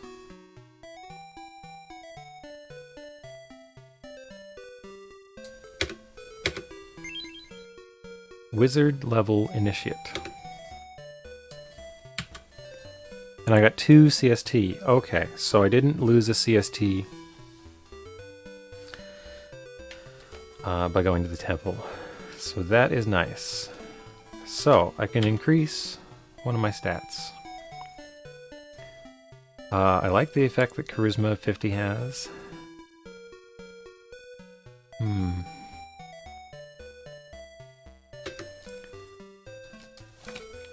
I think I want to put Wisdom up.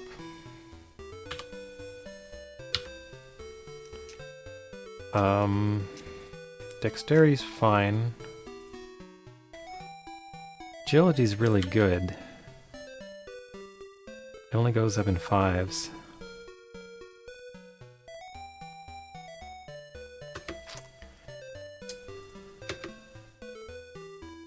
Let's try one more strength.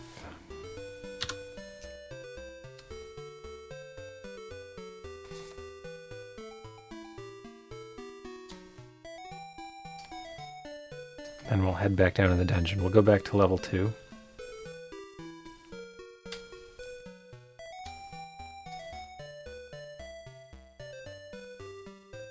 And now we've got better armor. And we've got a spell to practice. Should start trying it out. It's good on the Garbugs, which don't drop good items.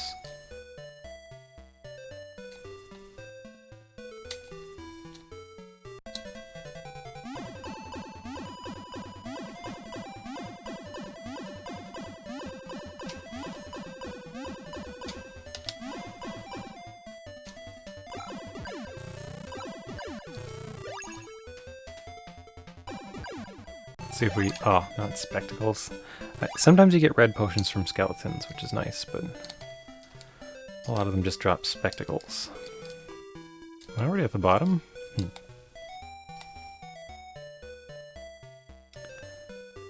Alright.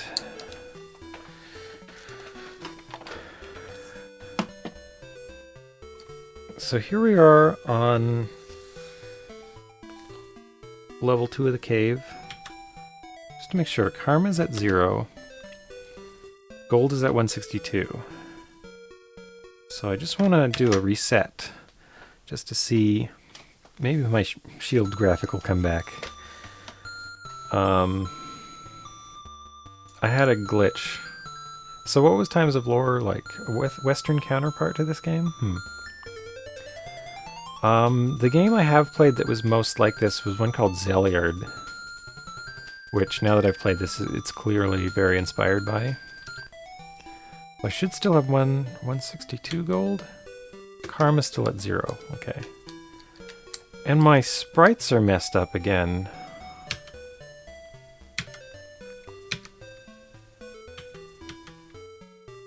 I don't like this. So I have a save. Somehow the sprites are messed up in my save. I don't know how that works. But, let's go fight some Garbugs.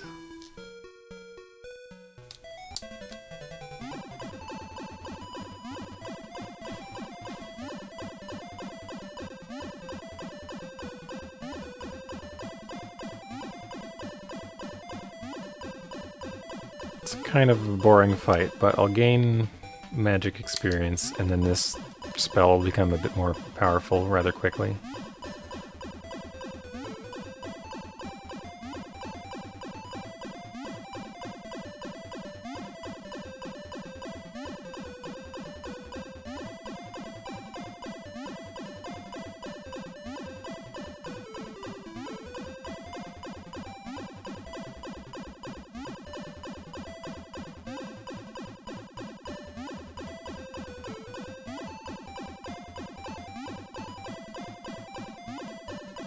Wow. Yeah, it is a really weak spell.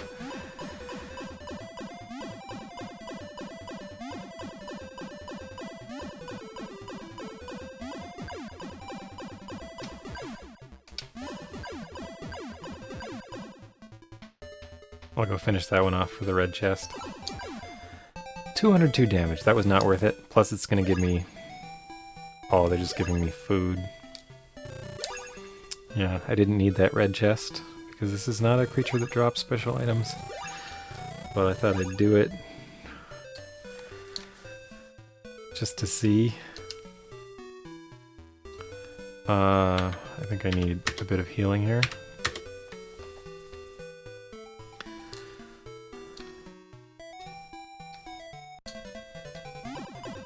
Yeah, see now it's doing like 40 damage.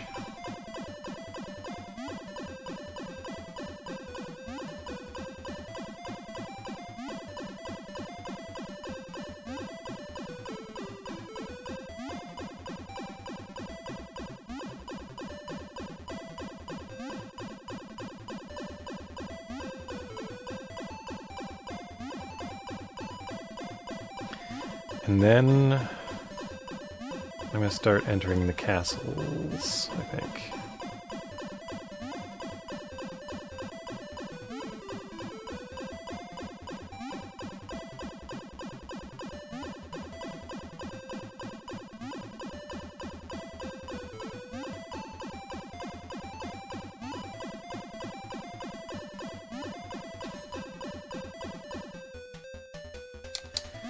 Just get away from these lobsters a bit.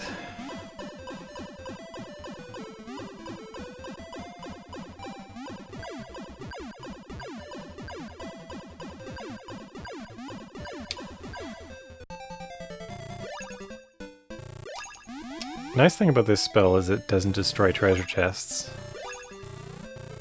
Oh, they're just dropping food. Well, they're worth it for the experience, at least.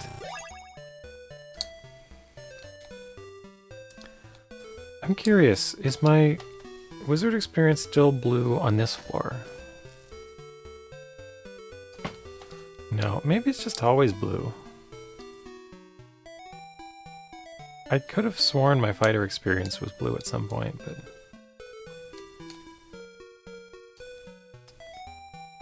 I don't know. Okay, so... Kraken sometimes drop red potion, which is nice. Hoods might drop a lamp or a candle. Oops, accidentally teleported. Now we're doing like 50 damage. So like every time I do this, it gets a little faster, I guess.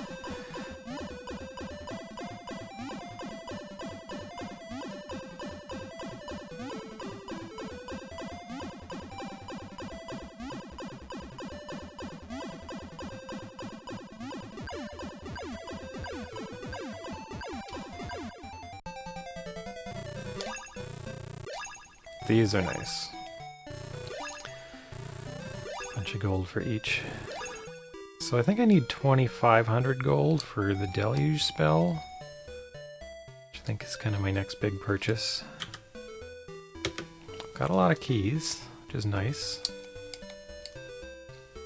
Hi there, Eclipsed Moon. How you doing? Your money or my pure karma? I've got a karma of 0. I think I know, I finally know how to... Well, I told you about everything I learned about that. But, I think I finally understand how to avoid the bad karma. So... I'm trying to remember... Okay, there's one up there.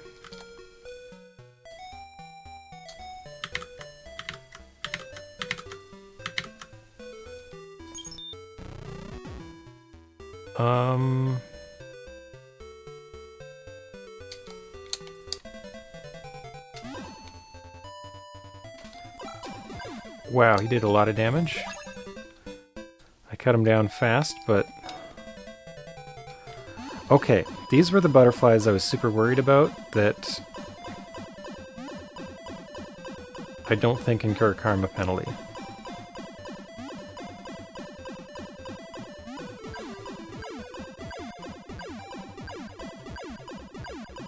Let's see if I was right. No karma. Okay.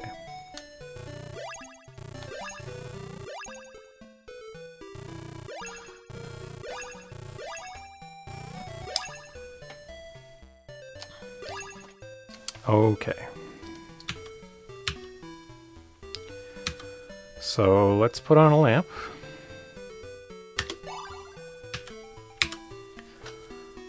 Get our red potions out. How many red potions do we have? I like how it looks like a seltzer bottle.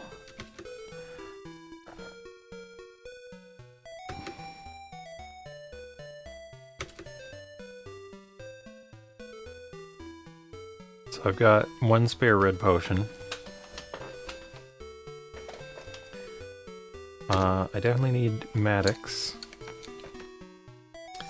Okay, so I'll be back in a moment. I have to do a thing that humans do. Okay, be back in a moment.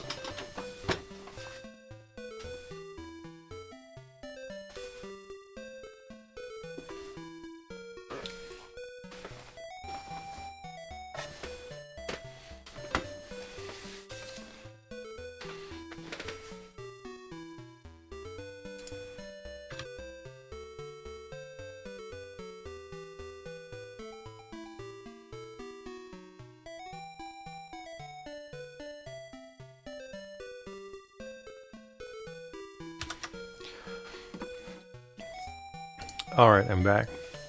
Actually, the funny thing about me not pausing is that my hit points are going up from the food consumption, though. I guess I could do it faster at an inn. You could just pay 1 for 10, but... So it looks like food goes down by 7 each time?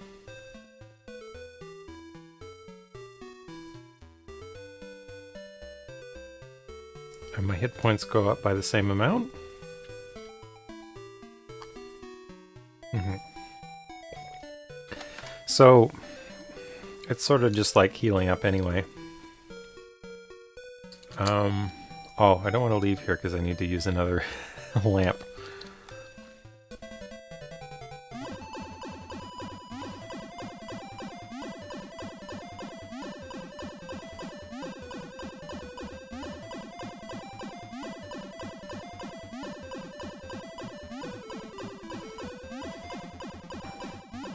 I wonder if I should equip my other spell. This one's effective, though. What do Krakens drop? Red potions sometimes?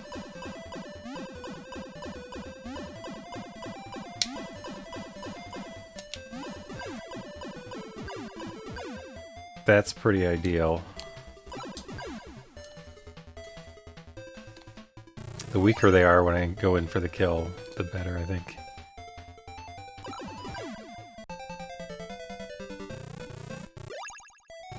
Oh, I didn't need to...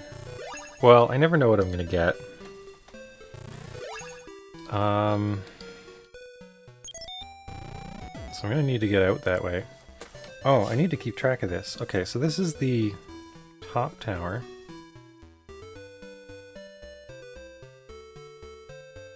What did I get in this room? Nothing? What was in the first room? There were a bunch of butterflies. There was a key.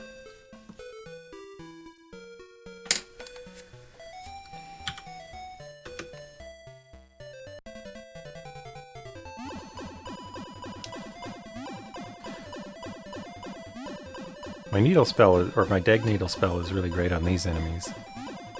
Because they never drop anything good, so I might as well just wipe them out with magic. I can just hold the button. It's like an auto battle button.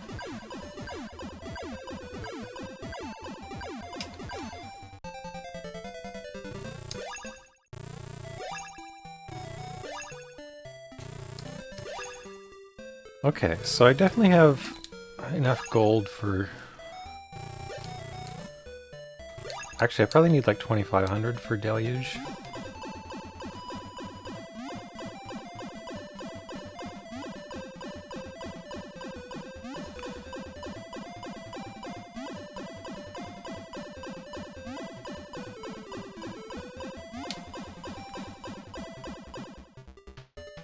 I think I want to fight them all. This could be bad. Where are they dropping? 20 gold? That sounds like they could be holding something special. 66 damage.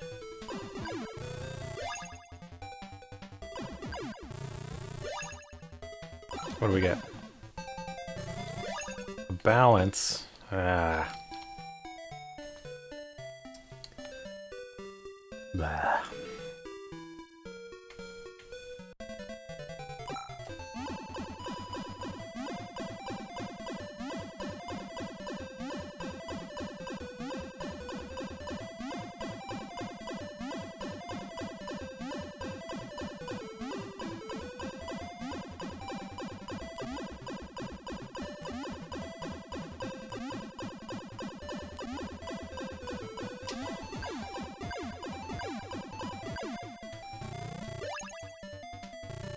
Almost perfect, except... Yeah. There's my first elixir. I'll take it. Shouldn't have pushed it.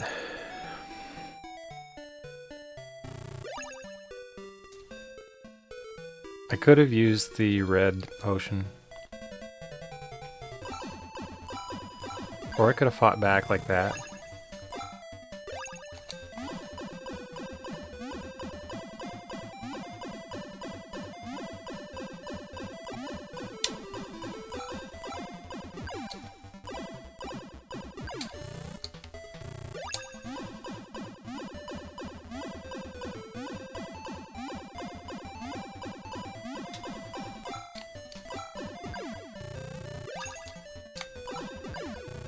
$328 damage, wow. They're a bit strong. And I've got like new armor and stuff, like...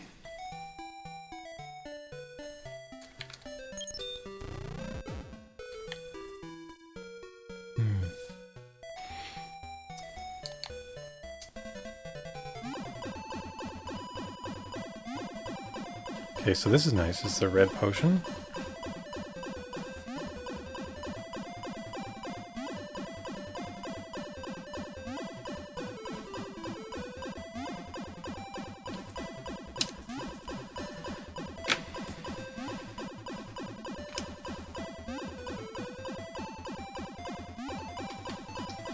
I don't know, this is kind of a boring battle.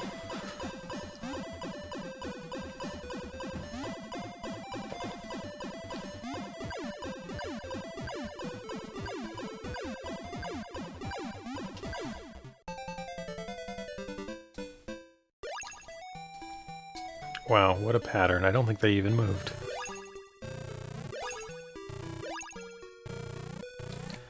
Okay, my wizard experience is up to 6,000.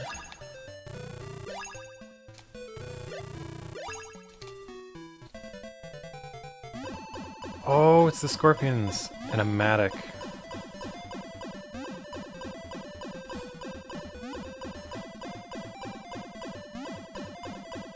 So, if they were to drop poison, it wouldn't matter because I don't have any karma right now. And I need to get rid of them, so I guess I can accept that.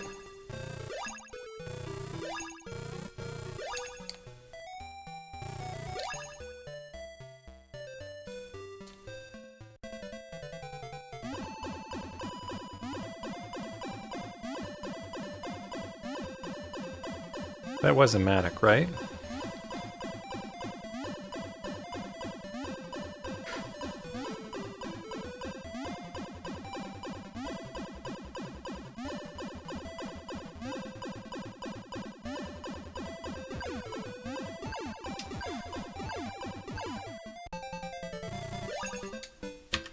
So I should have one Matic now.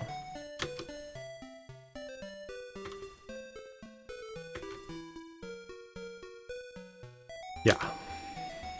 And what's my experience level with Degnail? It's up to 100 now. That's pretty good. Yeah, I don't like how short the descriptions are. I don't know if I can afford to fight this here, because it'll hit me hard if it hits me. It seems to be walking away from me. I guess that worked out fine.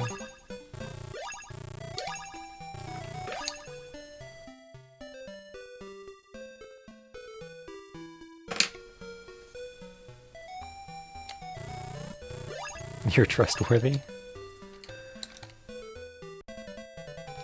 Oh no.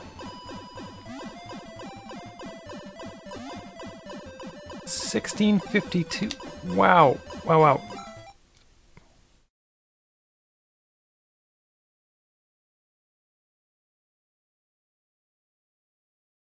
Stupid ravens.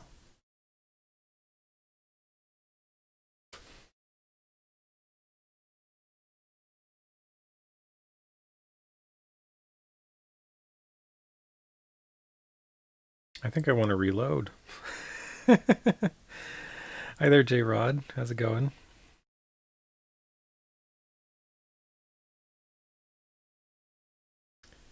I think the context here dictates that the aloha is a hello.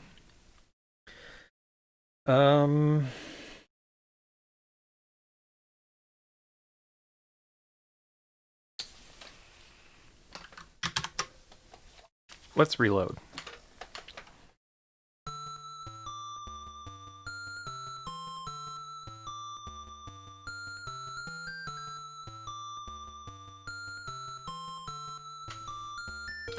So, kind of cheating at the game to reload like this, but it's what I've decided. It's fine. It's something I could do on an MSX. I could reset it. Takes a little bit longer to reload, but I mean, every time you die, it's a bit of a thing anyway, so I don't mind the extra like 30 seconds or so. It incurs. You might notice that you can't see me right now. So there seems to be a bug with my save where my character sprite is messed up whenever I reload.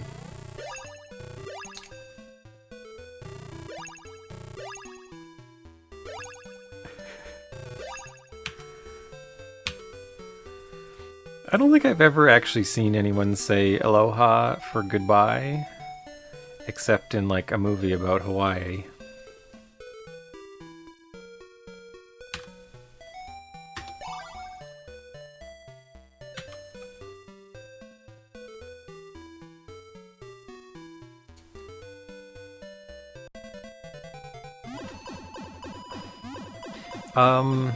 Yeah, like, the sprite corruption happened after I went to fight the big kraken for the first time. When it reloaded from that, my sprites were messed up. But it seems to persist with my save, which is interesting. So maybe when I stop for the night, I'll take a look and see what happens if I start a new game after backing up my save. Okay, so I could go finish them off. They do a fair bit of damage.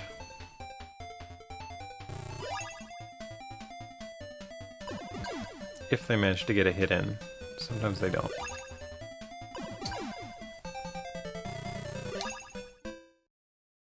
Oh, these were 200 gold ones. Okay.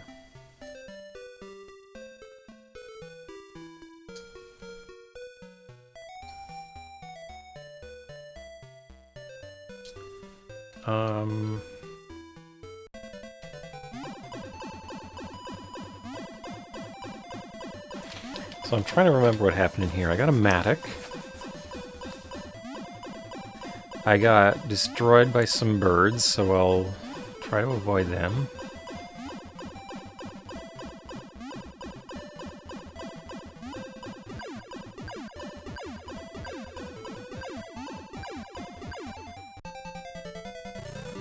Yeah, so I don't like that. If my sprite's corrupted, it might mean other stuff is corrupted, but I haven't really seen any effects like that yet.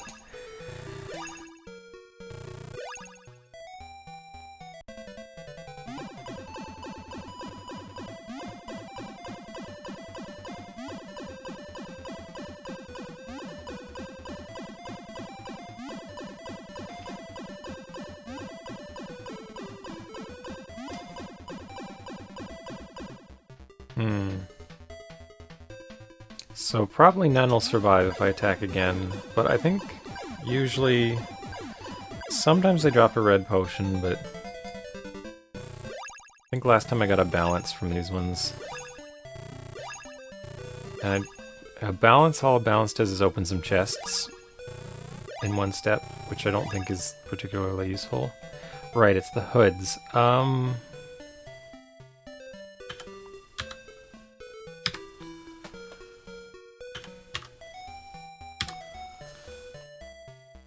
I think this is what I want here.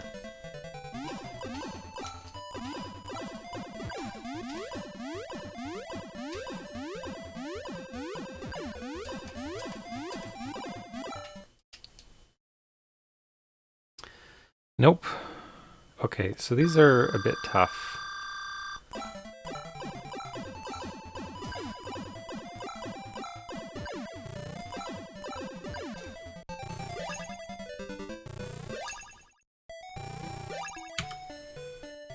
So I just took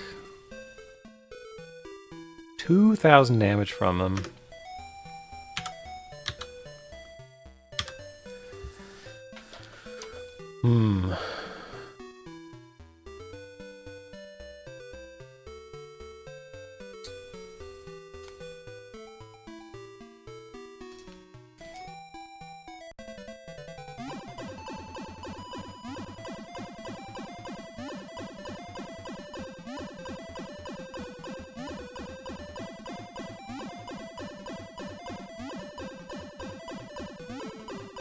So once this one gets close enough, I'm gonna just fight it.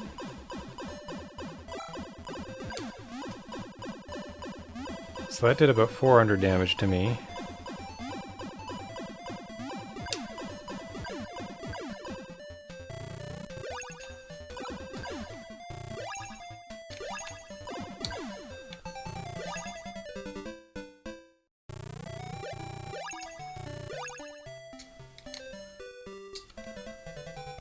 Right, okay, so this was the red potion.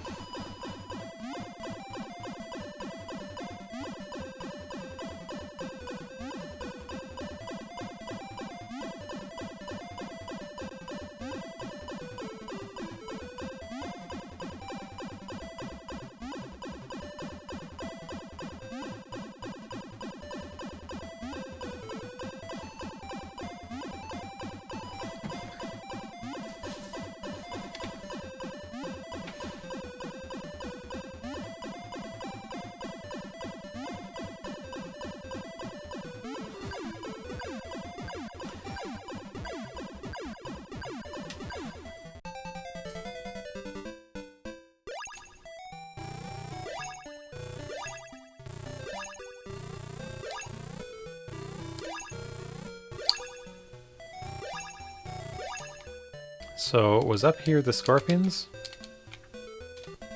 Yeah.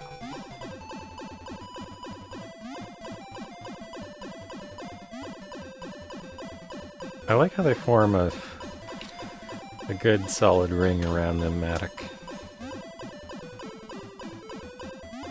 But yeah, when I was asking if it said the mattock, well, it's just, it appears very swiftly. One of the things that really annoys me is that when you use the spectacles, it seems to say enough stuff to fill up your 4 lines of text, and then maybe an extra line, and you only have like an instant to see it. Did I go this way before? I don't think I did.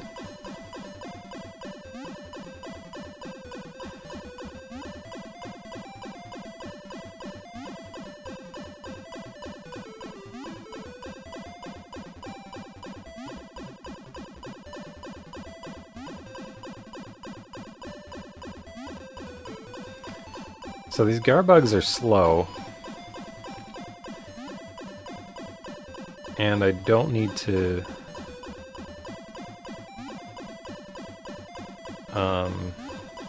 I don't need to attack them with melee because they don't drop any good items, so...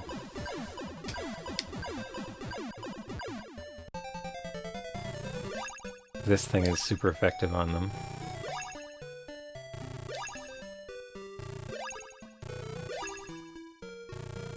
Okay, so I think I do need a more powerful spell, so I should buy Deluge, I think. Ooh!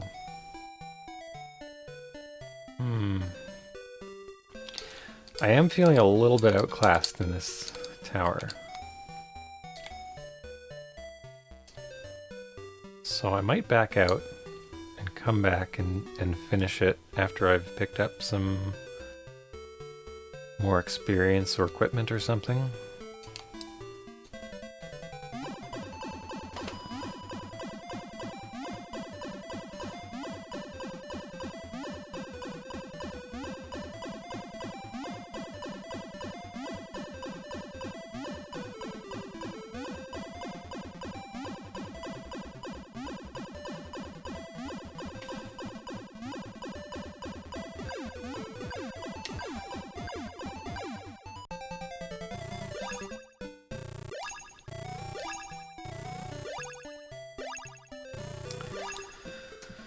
So, I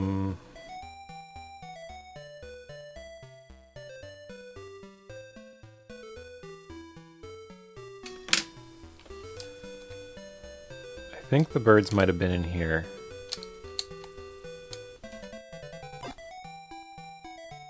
No? Where were the birds? Okay, there's a poison.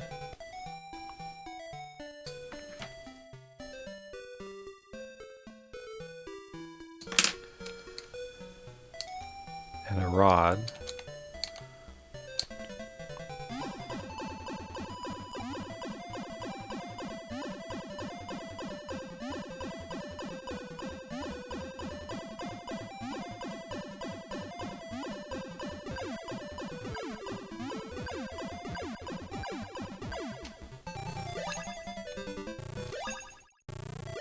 So if I recall, the birds were in the next room here. Which I think I'm going to test and then try and back out immediately. Yes, birds. Run away.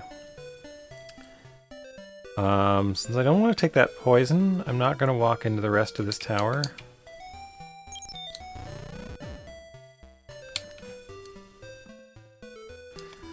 I'm going to leave. I'm going to buy Deluge.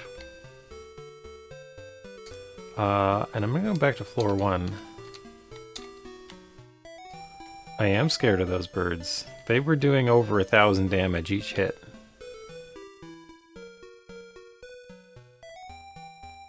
Also, they're not little, they're like the size of his torso. Hey, I can see my shield again! When did my shield come back? One of them did over 2,000 damage, one of them did like 1,300 or something like that.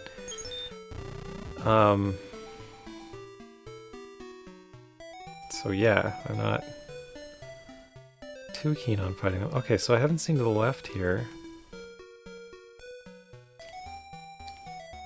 Do I want to? How many keys have I got? 21 keys. 21 keys? Wow. I'm like light years ahead of where I was last game. Okay, there's another potion.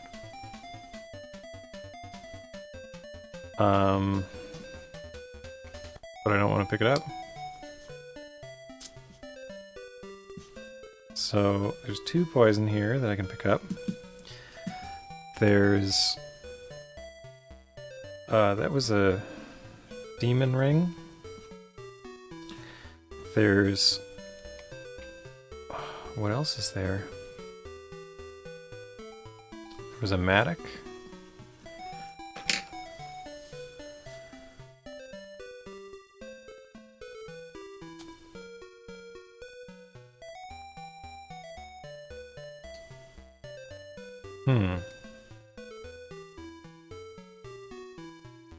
So I came in this way. I haven't seen what's to the north here.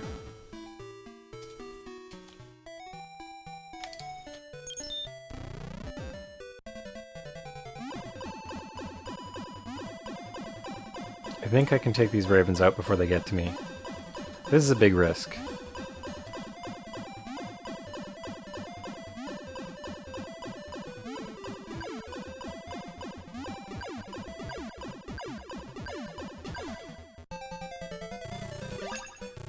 Okay, that was worth it.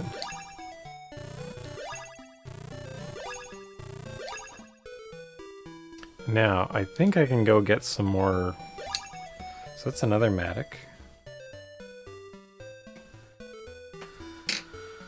What's in the next room? More birds. This is a big tower.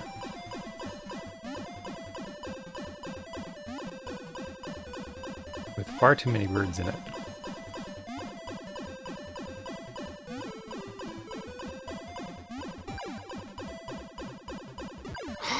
I was worried it would get to me.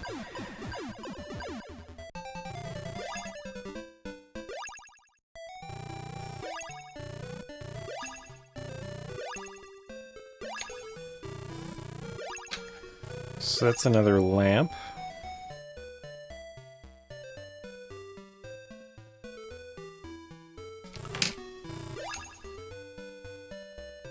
So I actually want to back out, level up as a wizard.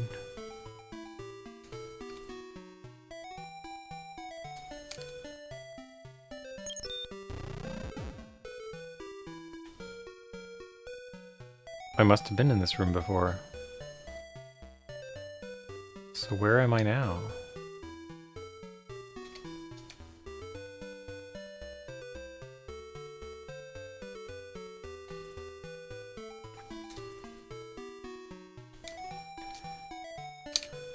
Very careful how you interact with corvids.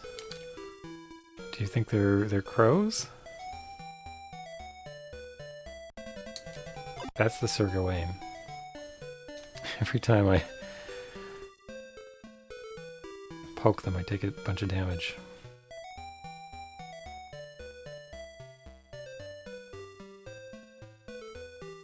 I really should map these. I kind of have theories that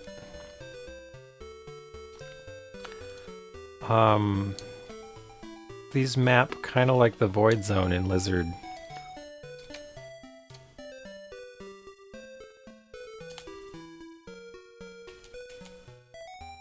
Okay, so that was the way back. I don't actually need to use that. I just proved. So I just went up. I haven't gone east. Oh. You know what? I'm going to leave those scorpions behind. In case I need them. I don't need that red glove. And it saves me a key as well. I have enough gold to buy Deluge.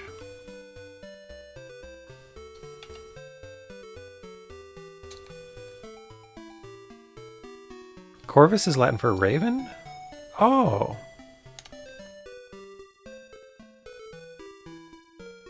I didn't realize that crows and ravens were the same species. Or related family of species.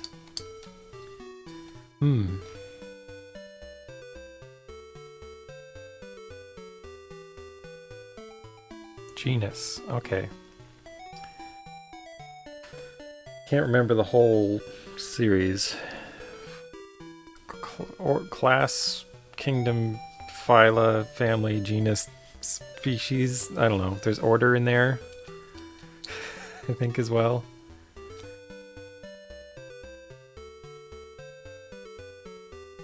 I think at one point I had it on recall for like a biology class I did in high school or something, but...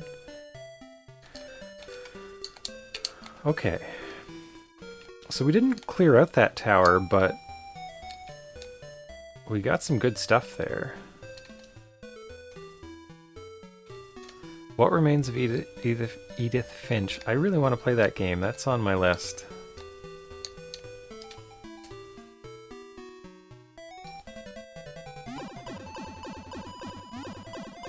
A friend of mine worked on it. He's the guy that made the Legendary Gary game. I think you might have seen me stream it. You were probably there for some of it.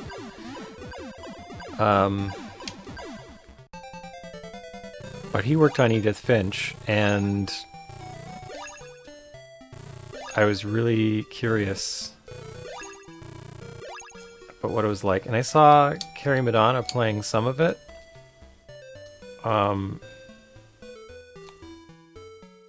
And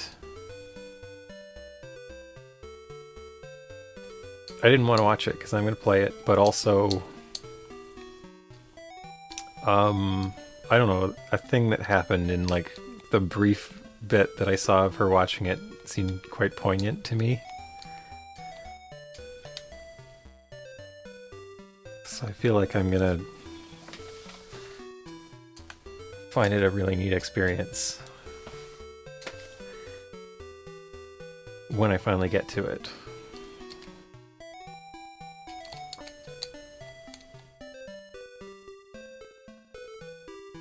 And it's funny, my friend gave a, not GDC, but some developer conference talk about that game, and I haven't watched it because I haven't played it yet. And I'm looking forward to getting to watch it whenever I finally play it. Okay, so there's the fire area, which means this leads to the shops where I can buy Deluge. I think I'm going to skip over Mitar. I don't think I need Mitar. I don't know if I need all these like fire, poison, thunder. If only poison I could cast on myself.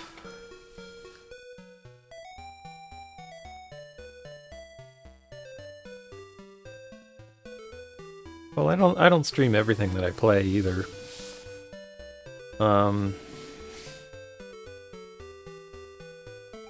don't know why you'd specify not streaming What Remains of Edith Finch, but I didn't want to watch someone else play it. So I want the Deluge. It's only 2,000. Okay. Charisma is worth putting points into.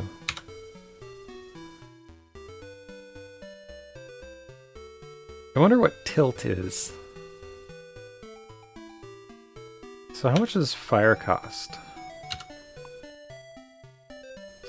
Degmitar is 5,000. Thunder is 5,000. Poison is 10,000.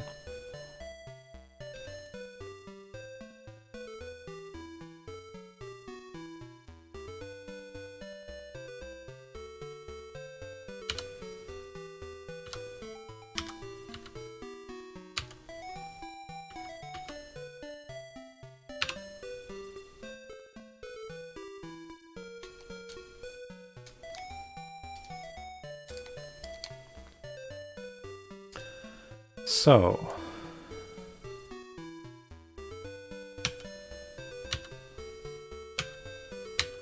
I've got Deluge, which I'd like to level up a bit. I'm going to skip Mitar. I don't know what Mitar is supposed to be. So I started trying to translate the manual, but it's going to be really slow going. I found some OCR, but it does a really bad job, but at least it kind of scattershots covered a bunch of stuff.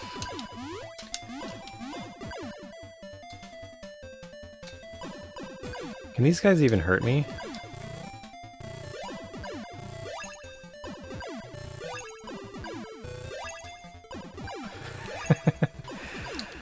I guess I have... Oh, red potion, yeah.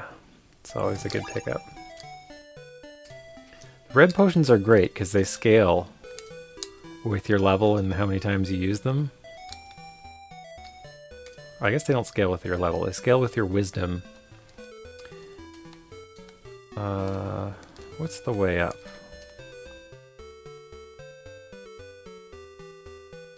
Up here?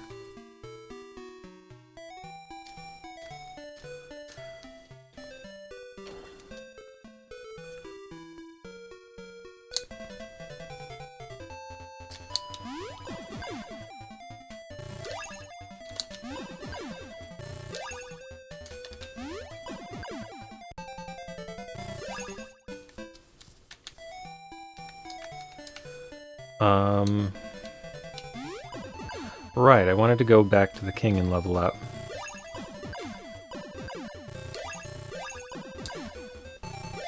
I don't know if I... To be honest, I'm not sure if you need to go to the king to get the CST points, or if you just get them from leveling up. That's right, I wanted to check here again. Shouldn't try to do that with a gamepad. I can do that with the keyboard.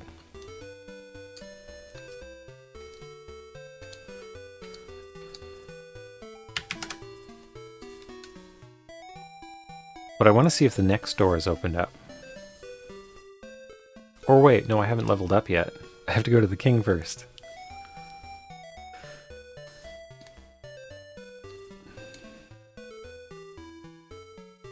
So the fact that gold has accelerated a lot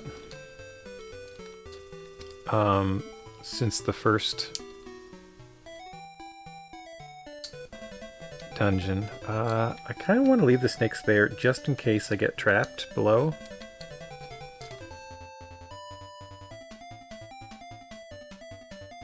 So my shield is back. I wonder if my save has uncursed itself finally.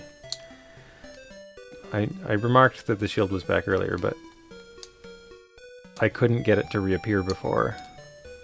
So I'm wondering if that's been fixed. Okay. So I want to use the Matic right here, I think.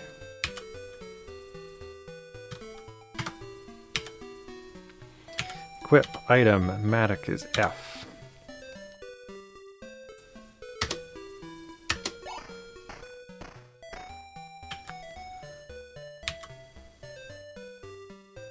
Go back to spectacles.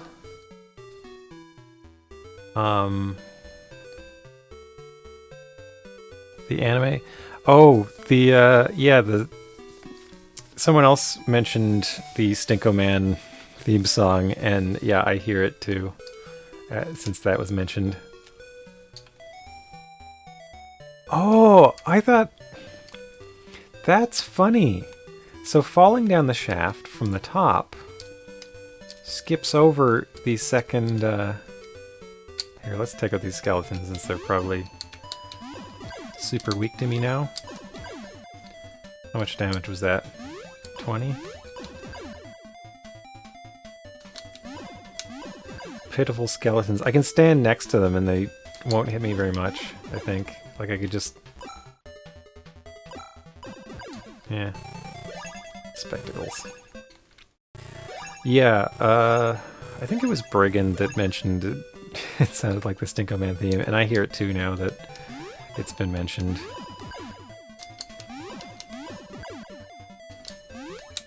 Thankfully, I do not know the lyrics to it.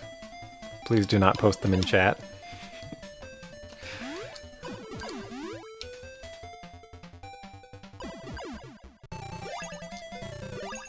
Okay, got a nice red potion from those skeletons. I don't want to fight so many enemies right now, I just want to get out of here. Okay, so I can just fall down here. So, there's another cavern further up this shaft, so this shaft keeps looping back to near the top. The second cavern from the top goes back to town, and that's where I'm going right now. I missed it. But there's a higher cavern. It's easier to do this... Oh, I missed it again. It's right around the heel. It's weird how awkward this has to be intentional. Like how awkward it is to pull this off. It's just... It's not easier to do it on MSX 1 speed. MSX 1 speed is the same. The CPU speed is the same.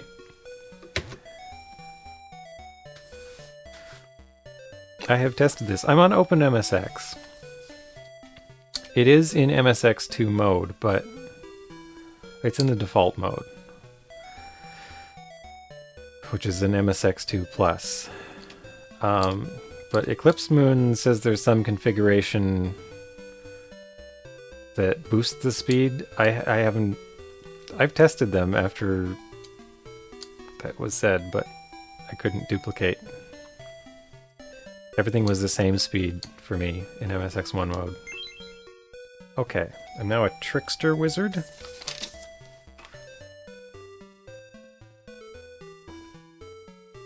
Hey, look, my fighter experience is now blue.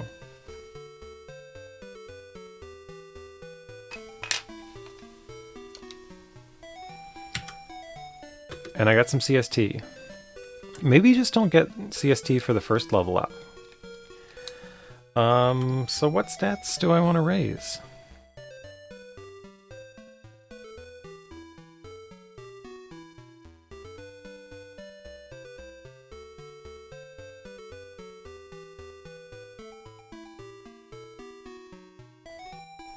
Maybe intelligence? Maybe agility.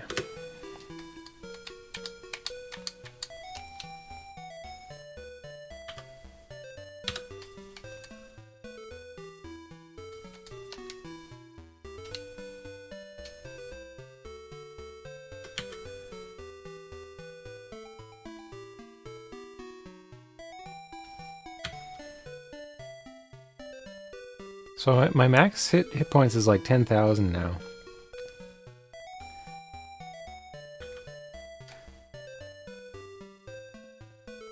So yeah, I'm playing it on OpenMSX with its default C BIOS, which is like an open source BIOS that was written later on, and a MSX2 Plus mode. But I did try this in different configurations, but the only thing that seemed different was that the color was different. The speed was definitely not different.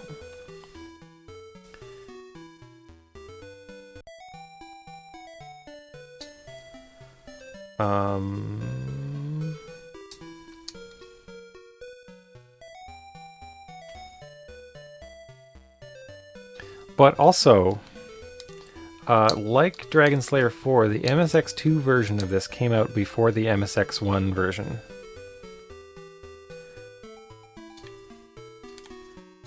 Which means they expected this version to be played on MSX2s as well.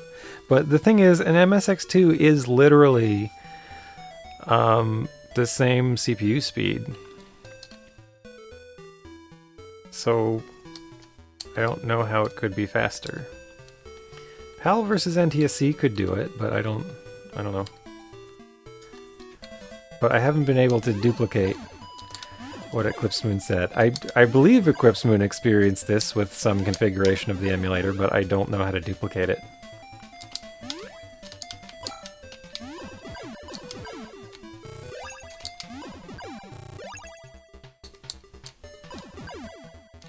I wonder if I'll get a red potion. Nope, just 20 gold.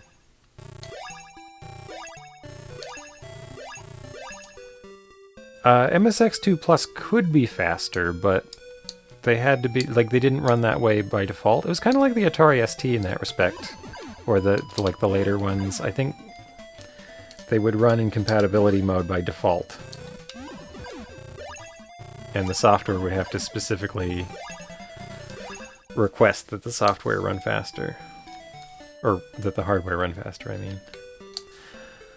mean. So, I could actually go through... There's 2 other towers in here, but I don't really...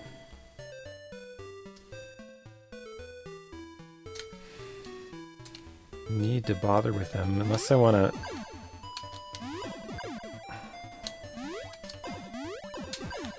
Like, I could buy myself a better weapon.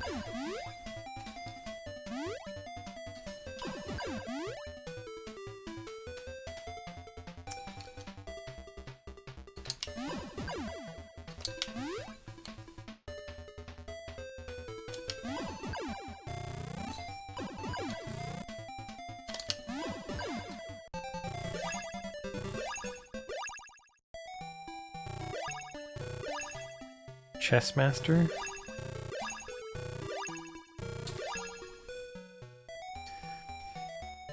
Do I want to buy myself a better weapon? Actually, I could afford the fire spell now. I don't know. So I'm almost in uncharted territories. What did I want to do? Oh! Now I remember what I'm here to do. I wanted to go to that second tower.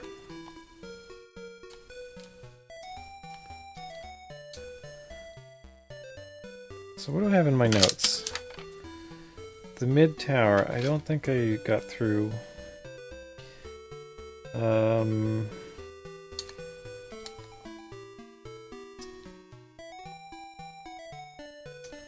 What's the quickest way up?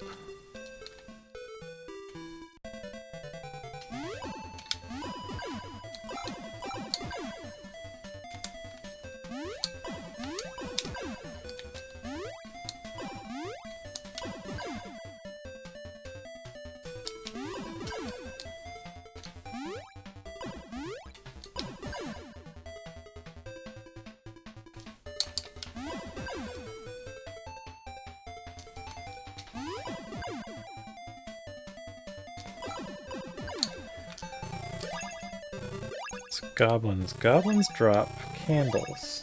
Do I have that in my notes? Yeah.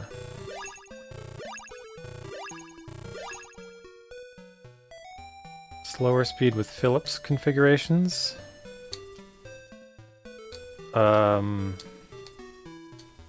No. I don't think you mentioned Phillips specifically. Because I would have tried the same thing as whatever you said.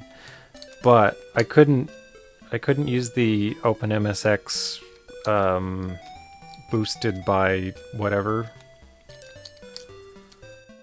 Team boosted or whatever it was called. Because it didn't come with whatever bias that needs. I think I should go to the inn. Did you mention Phillips? I don't know. I don't remember you mentioning Phillips.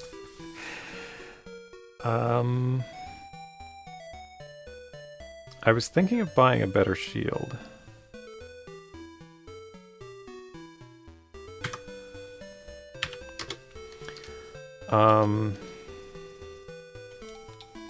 But first, okay, I don't want to go in there.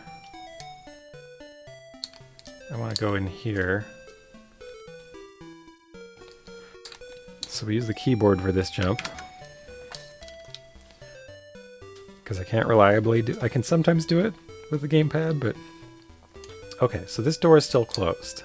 So I think I need to level up one more time. I think fighter experience is what's really important. I think I want to buy a better shield.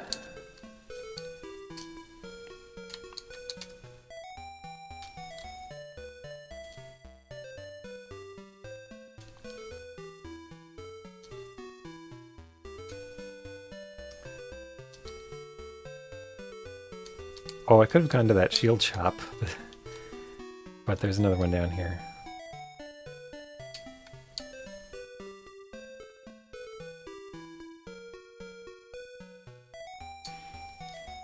Oh, I don't know. The OpenMSX uses the C bias by default.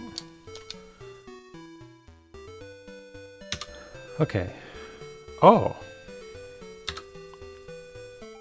So that's the best shield I can get here.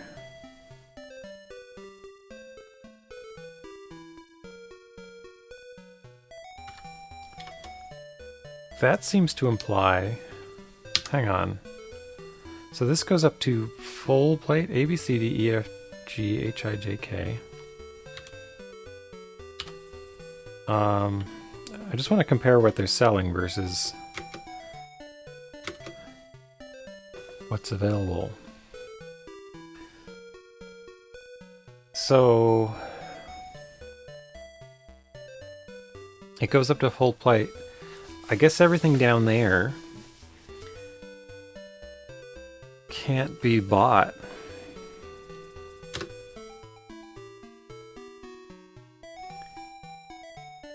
So I can buy one more shield and then everything else is going to be drops, I guess. Unless there's like better shops, but I... somehow...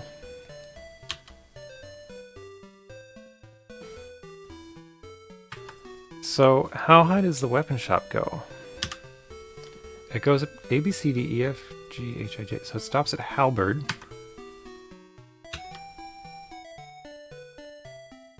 So the giant slayer... I'm just trying to... So if I can't buy them, that means they will drop in the dungeon later, which might mean it's pointless to buy this stuff. So I can level up my weapon to halberd. Well, I literally can't until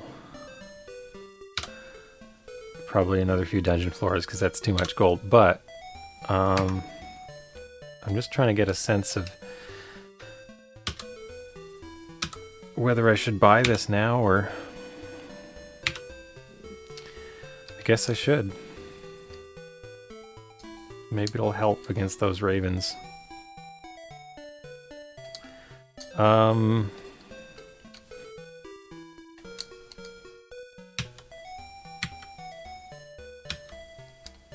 Oh, my shield icon changed. That's cool. It's got a plus on it.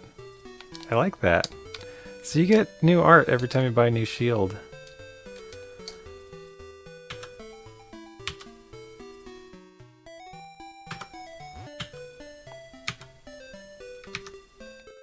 The dagger is 1 pixel shorter than the sword.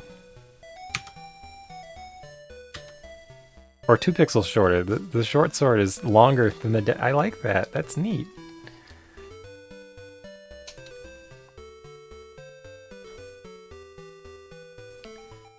C-Bias plays faster. Is Philips one of the European models of the MSX? Oh no, I didn't mean to do that. I wanted to go to the inn here and spend a couple hundred. Let's spend 300. It's amazing how much more gold I have now.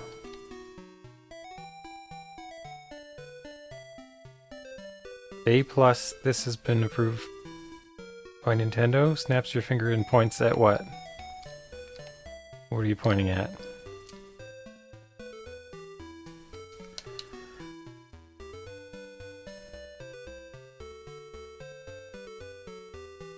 I kind of feel like cleaning up one of the towers down here.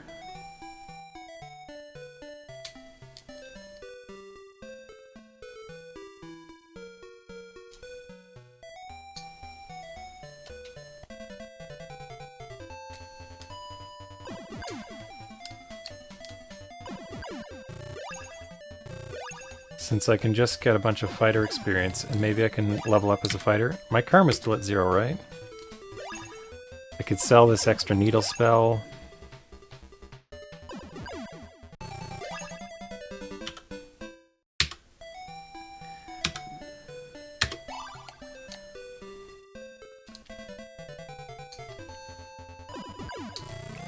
I think these skeletons can even hurt me now that I have this big shield with a cross on it. The large shield.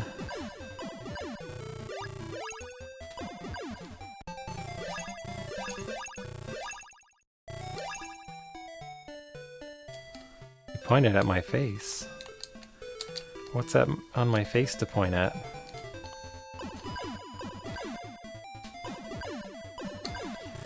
So yeah, it...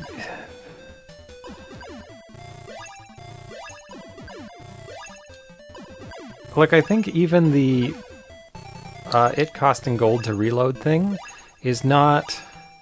That's not too terrible a problem. But when you don't know what's going to happen, and it starts happening a lot by accident, it is game ending.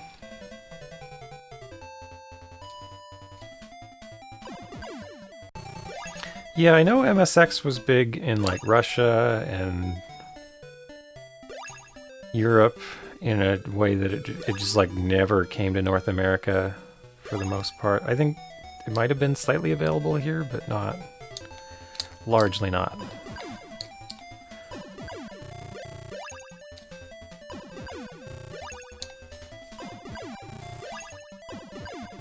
I think I learned about this when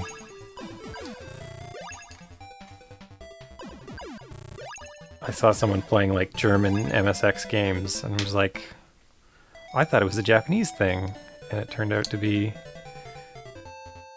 just kind of a lot of places except North America thing.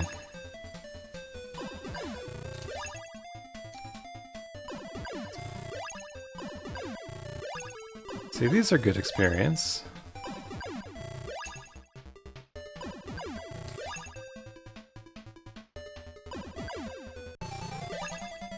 Okay, my fighter is now at 6,000. I bet that's enough to level up. Here's a stupid dagger. I kind of love that it gives you an extra dagger. I don't know what you'd need it for other than to sell it, but it's just kind of funny.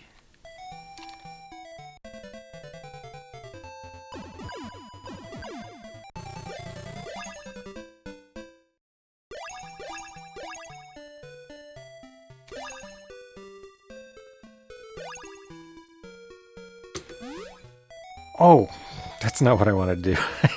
I just cast magic on that bread and destroyed it.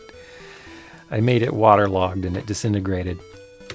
I wanted to see what my Deluge experience was. Okay, so 50.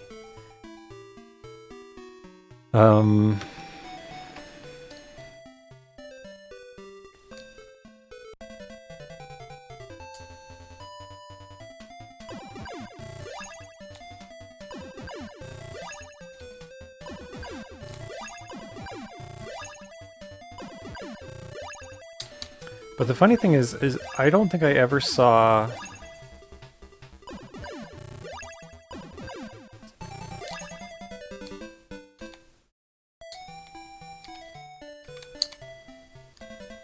suddenly magically be able to use a lot more configurations. Does that mean downloading a BIOS pack? Like OpenMSX comes with, it seemed like 30 different BIOSes, but didn't have coughs over me.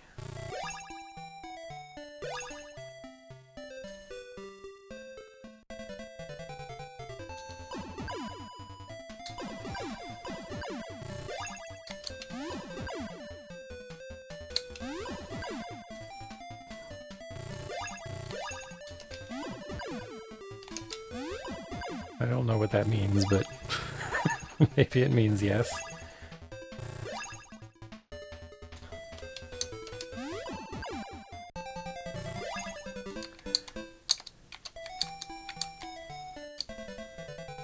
Oh, a mantle. Okay, that's nice to have. Oh, they're only doing 3 damage to me.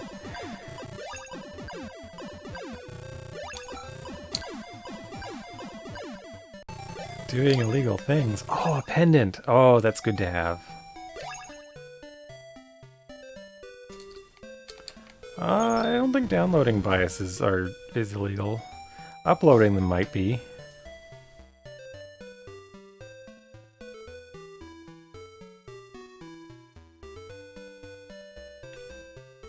But, I mean, I didn't pay for this game that they don't sell in the country that I live in. I just took it, and I'm playing it.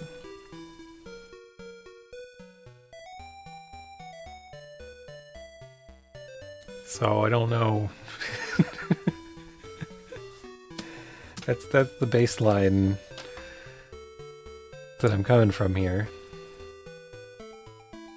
Though if they ever release this game in the West, I will definitely buy it. Unless it's like $5,000 or something. I don't... You know. But, wow, a room without monsters. Just tiny amounts of gold.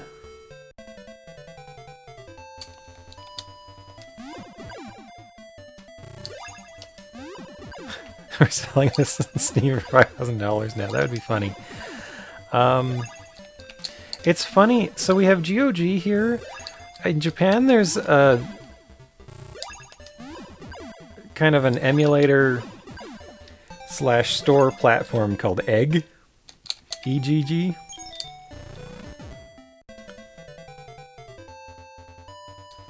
Oh, right. Okay, these fire are too strong to fight. But I have Deluge now.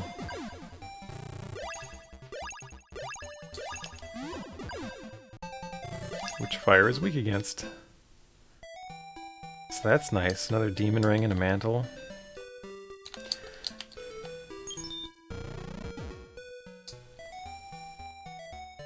Elemental gimmick gear. That's another one that I would like to buy for a reasonable price, but I'm not going to buy a Dreamcast, and I'm not going to buy an expensive, rare, out-of-print game for a Dreamcast that I don't own either.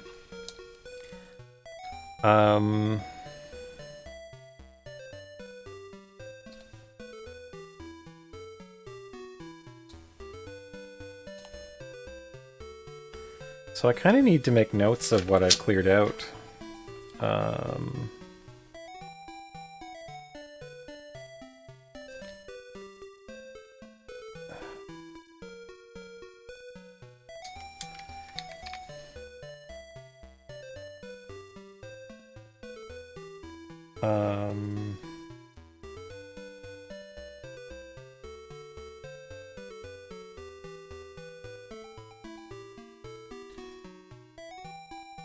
So there's that room with goblins in the top tower that I left behind.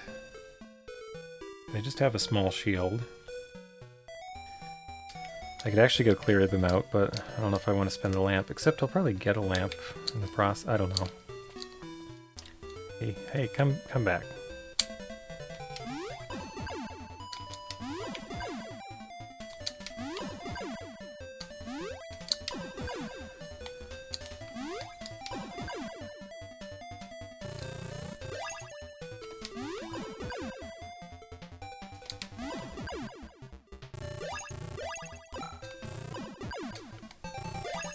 Pendant. Pendants are nice. Pendants are like a super key.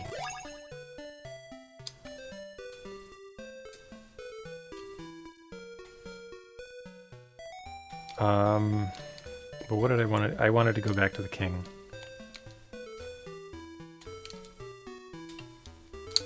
And to get back to the king, I don't fall down here.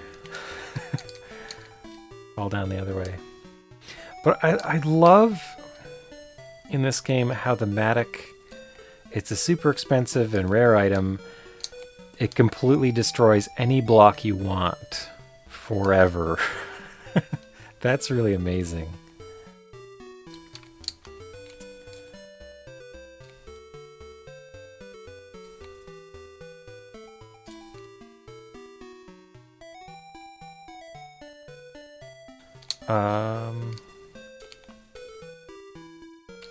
Yep, I think that's where I kind of read about most MSX stuff that I know about.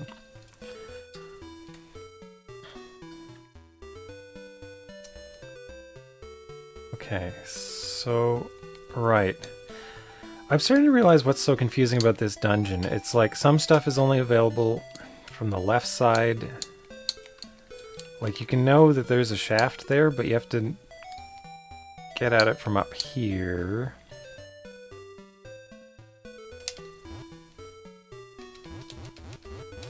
Oh, if I press the button rhythmically, it's actually kind of easy to hit on every time. I don't really need to use the keyboard.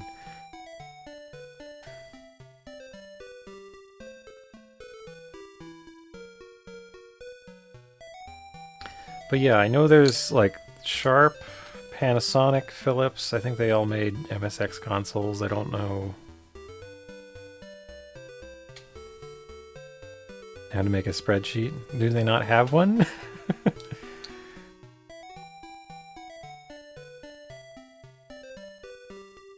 Let's see what the king thinks of my 6,000 fighter experience. Not good enough.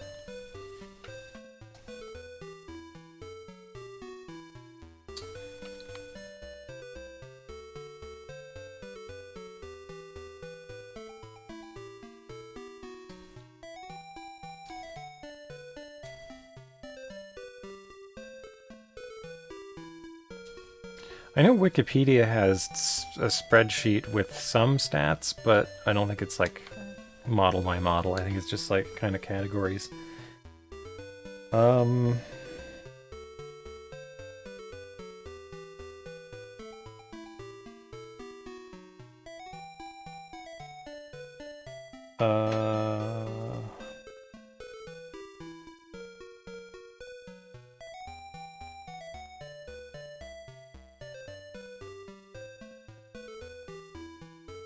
So I left the big Kraken behind.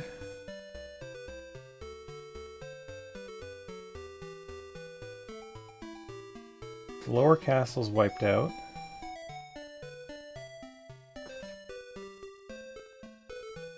I haven't even entered the low tower. Okay, so I think I'll go back to level 2.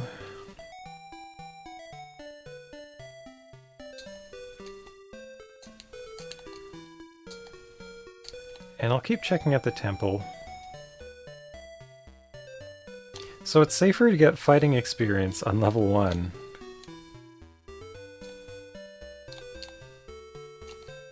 Than on level 2. But on level 2, I'll gain more experience faster and more gold. And leaving level 1 behind kind of leaves me an escape route in case I make some mistakes. I have some stuff I can grind up to kind of relieve the pressure.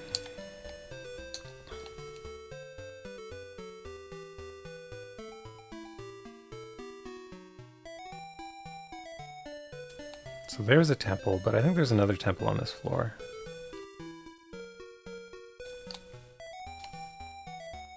Oh, I wanted to fight that hood. Oh, I forgot about that door.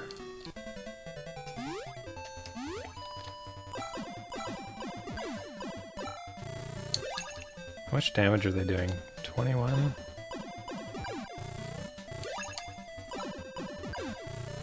$131. They're doing substantial hits. I really should be fighting them with Dig Needle.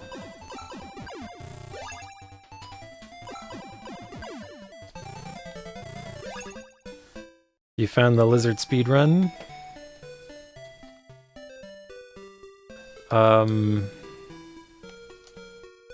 I'm one of the runs on there.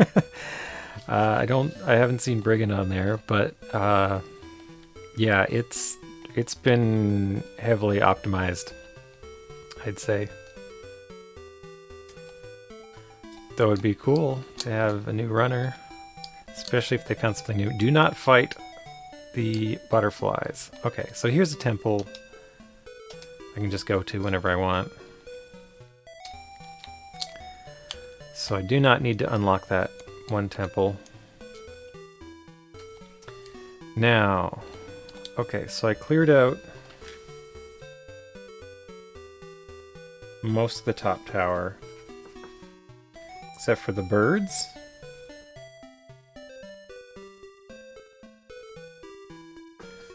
Gawain, and there's multiple potions there, the black potions.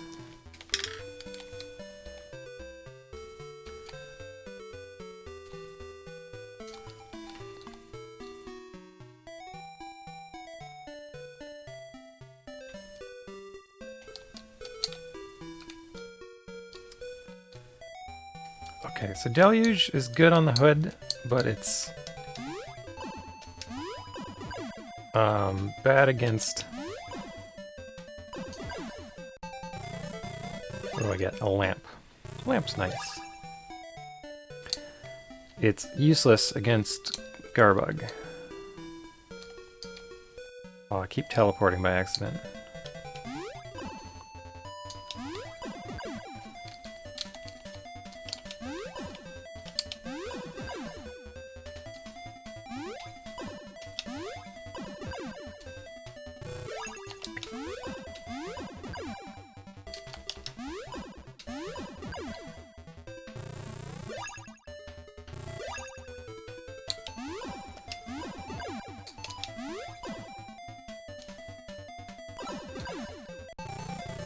What do we get? Candle. Have I gotten a candle from a hood before? Yes. Lamps and candles. It's the Hood Master.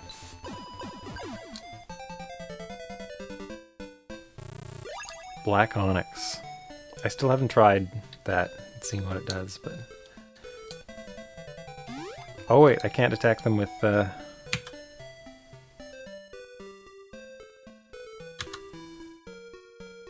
Deluge.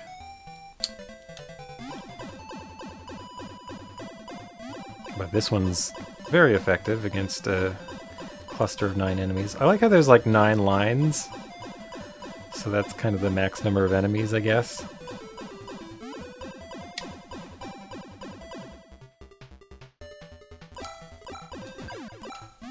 Holy moly. I didn't want to kill them all, but they're hurting me for a lot.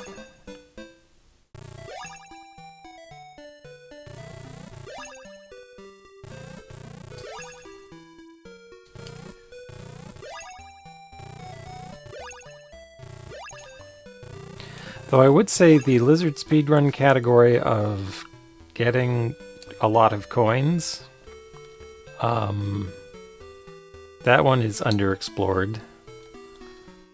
Only one person is supposed to run for it. It's probably a pretty good run, but that one hasn't been optimized too much.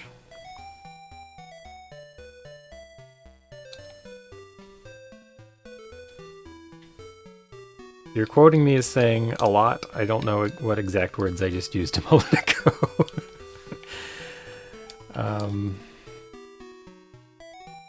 No one has run Pit Fighter.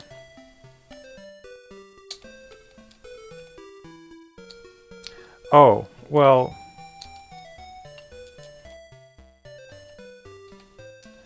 there's a minimum specific number of coins. And I could say what that number is if you'd like, but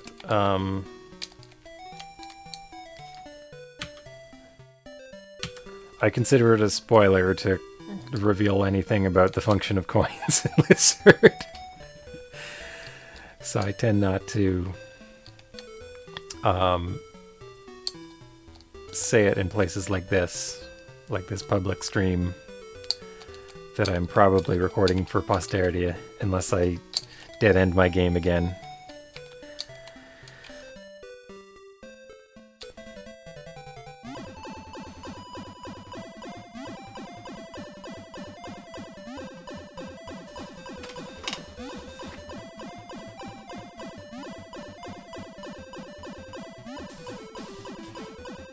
I mean, there are a finite number of coins in Lizard. As long as you can't get soft lock in Lizard. I actually always left in an anti-soft lock thing, so even if you get stuck in a wall, you can scuttle your Lizard with the select button, and you'll return to your last save point.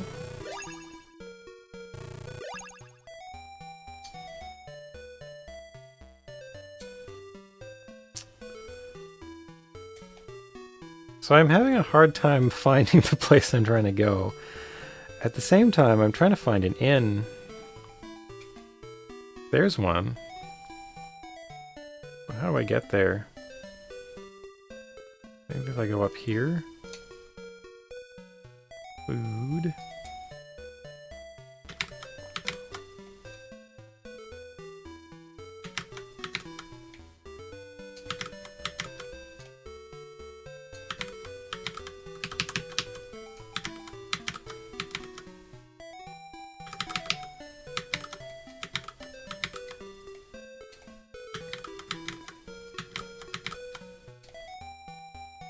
That's a really annoying crossing.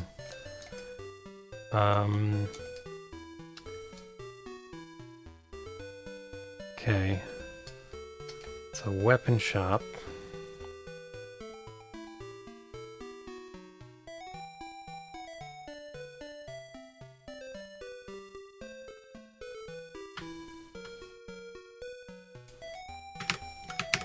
Oh, I can't diagonal jump there. There's a temple.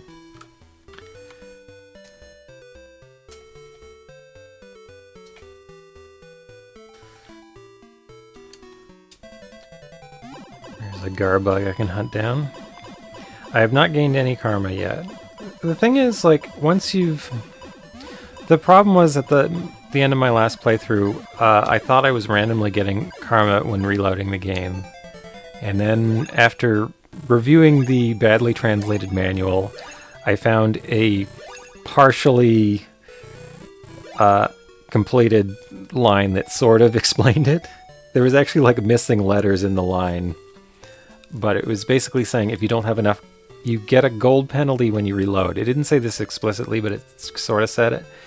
And then if you don't have enough gold when you reload, you gain karma.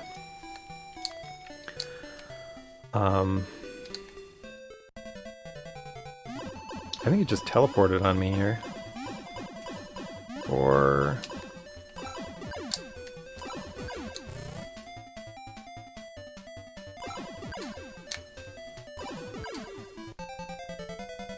$34. Red potion. Okay, that's nice. I didn't know they could drop that. Or, no, I did know they could drop that. Anyhow, nice nonetheless. So yeah, now that I know to avoid that, it's much less of a... Well, that won't be a problem again, because I know... Also, there's kind of a cheat workaround. I can just reset instead of reloading, and you bypass the penalty.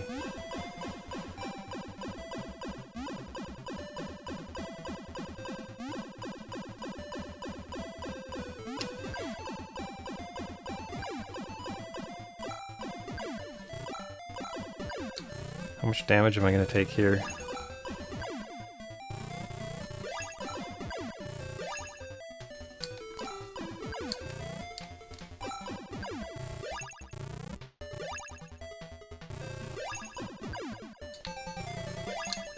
Balance. Stupid balance. It's the worst item. Okay, I really need to find an inn. Well, I guess I can just go back here and use the inn. Level 1.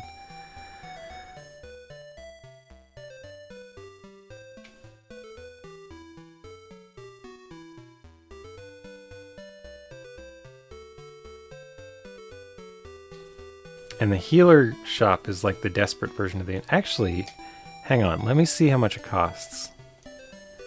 Because if the healer does an instant heal...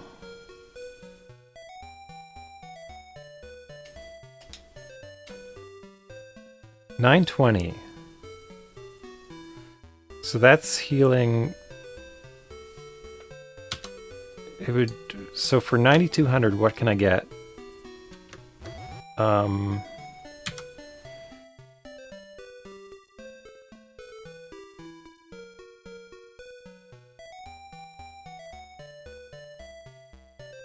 Oh, you know what? That's the same as an inn would charge me.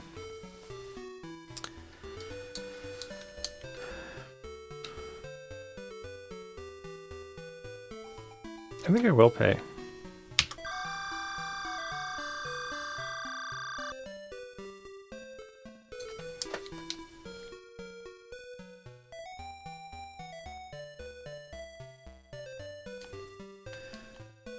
And you know, once you have like 12,000 hit points, maybe enemies doing 2,000 in a single hit isn't as huge of a problem?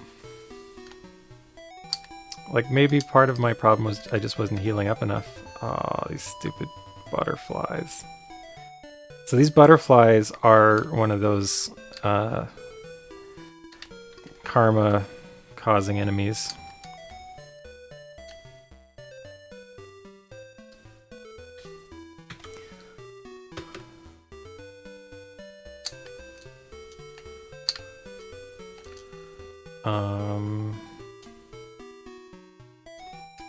So I think I was starting to figure out how to get around here. Okay, this goes nowhere.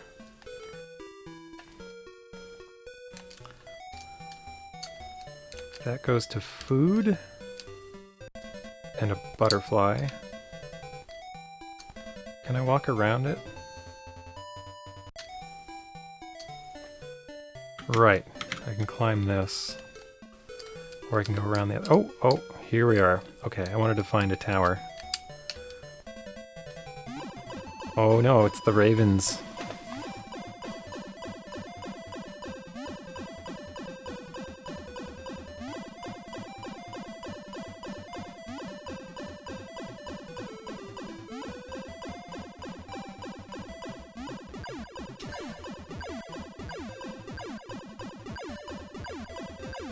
Let's go attack this 0 hit point raven. We took 857 damage from it. We got a candle.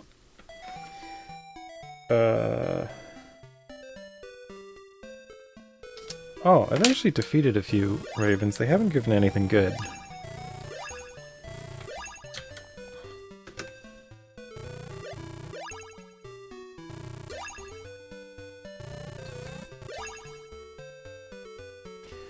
You guess next if you want to, if there's any reason you'd not want to emulate the Panasonic FS-A1 GT. I don't know, but I will say that OpenMSX, like its default mode, is an MSX2 thing. So, as far as I know, it had pretty good backwards compatibility through its lifespan. Other than like this having different colors, less desaturated colors, I guess. Whether that's an issue is up to you, but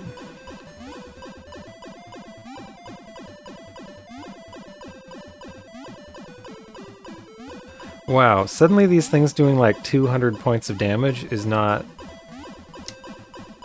such a big problem.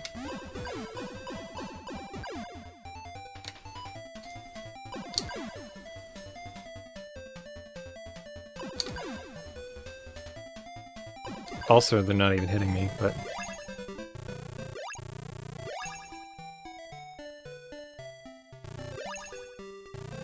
yeah, like I do think the more saturated colors looks better, and I think that's the only difference.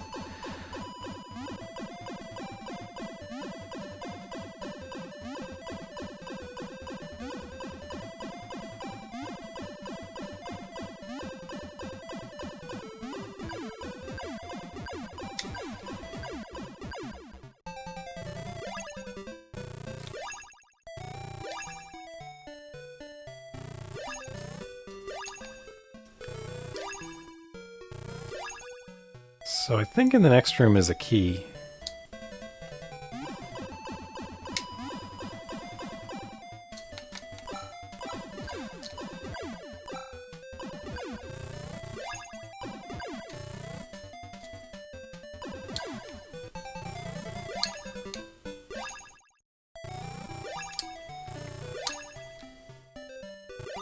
So I wonder how much experience I needed for my fighter level. Is this Dag Needle gonna work? It works on quite a few enemies. The only thing is, with Dag Needle, it's easy to get into a situation where one more shot of it will kill all the enemies on screen, and you might not want to kill them all. You might want to finish them off with non-magic to get the item.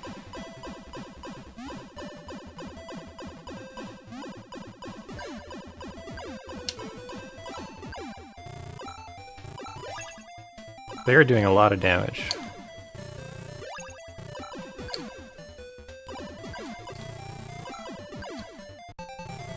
Look at that, they just did a huge number on me there. Okay, we got a Matic.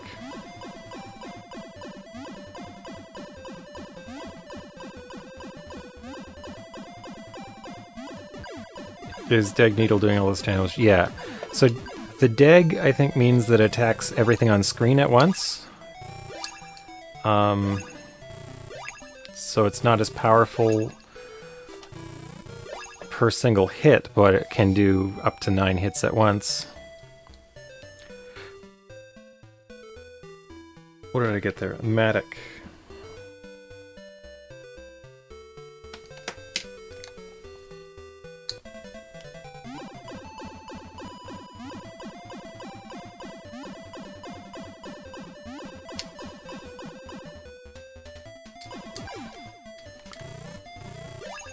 So now I'm in a situation where I want to finish them all off. But when you fight them, you give them a chance to hit you. These are weaker ones, though, so I think that's gonna be okay. And it's good to get the fighter experience. So that's another Matic. Supposedly there's a key in here somewhere. Red potion. So I don't think I finished this tower last time I played.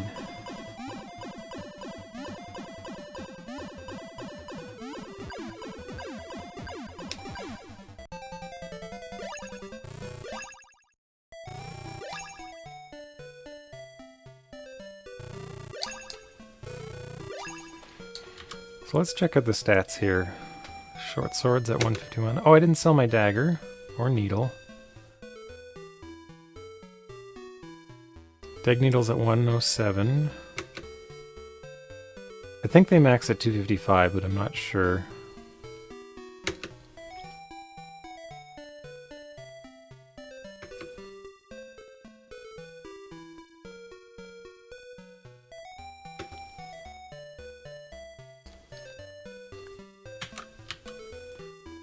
I should keep the red potion equipped just in case I need it. Okay, it's more butterflies.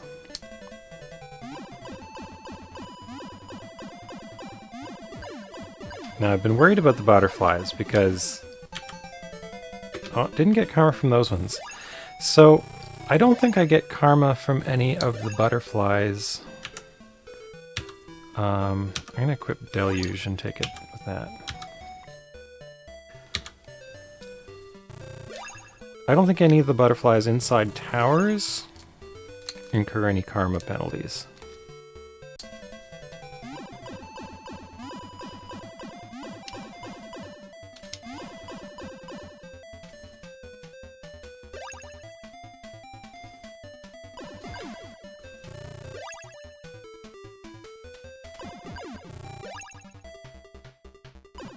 But what I've been finding about this game is, like, the first time you're in a new place, there's a lot of unknowns, and you kind of have to use up your resources to manage the unknowns.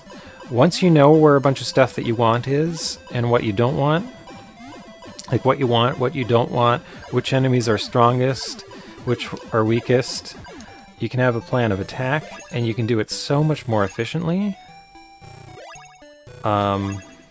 Like, all my karma problems from before, there seem to be like 10 black potions on this floor, if you really look around everywhere, and if I don't need to use any of them, because now I know the karma-causing enemy, I can save these. If I'm on like floor 6 and I need to recover my karma, I can come back here and get them then. Okay, so that took me back to... This is the start. So I didn't need to use that key, but I wouldn't have known that until I went through that door. So this one is totally cleared out.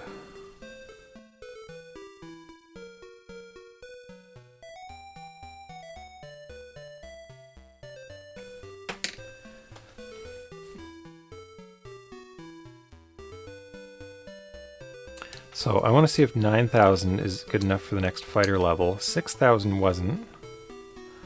Oh, I didn't go that way.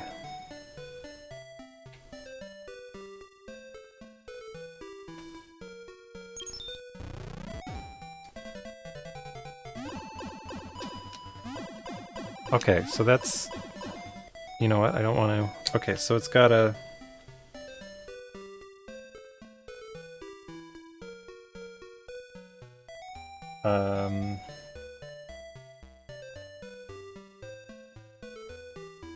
So there's a black potion in this tower if I need it. I can come back for it at any time.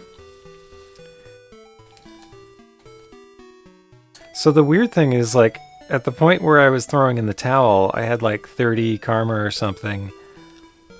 There might actually have been enough potions to recover still. But I was so frustrated. Well, one, I didn't know that. And I'm not sure I would have been able to get them all, but I think technically my game was continuable.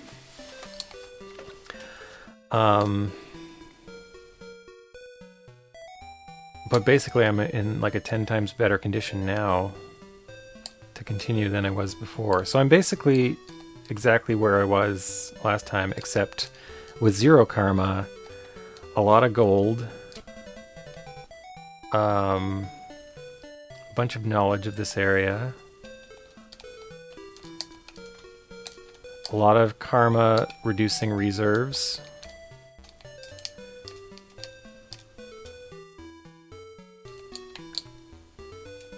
like everything that was a problem, a critical problem last time is just gone, which is really neat.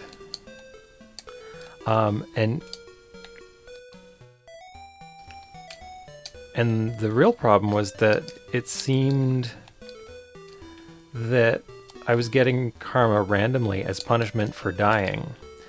And it was neither random. It was punishment for dying, but it wasn't random.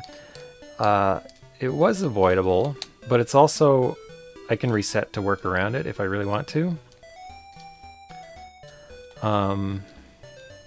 So you can cheese it for a minor benefit, and it's not really that onerous to reset. It's like an extra 30 seconds. And you don't die that often.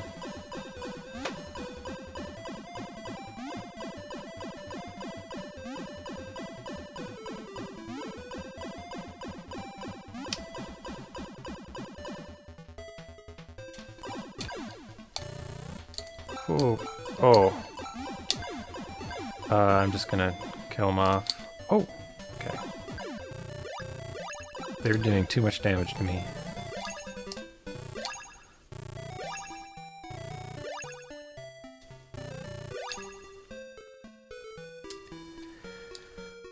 Okay.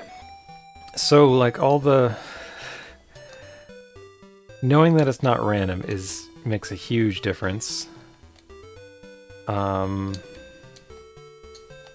But also, like, all the knowledge I gained from the first time I played Floor 2, makes a huge difference.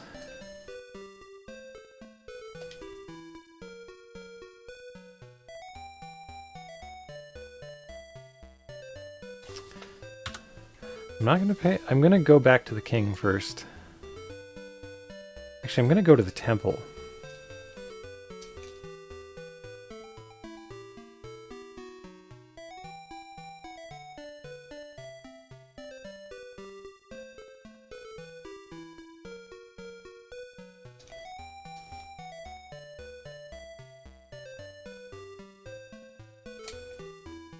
Oh no. See, this is why I left these snakes alive. So that I can get out of here. In case I fall in. I don't know how I fell in, but it seems to happen sometimes.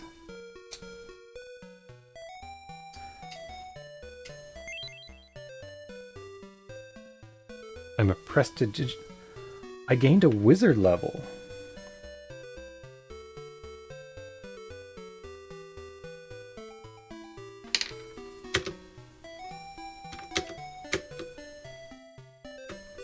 I have not gained a fighter level.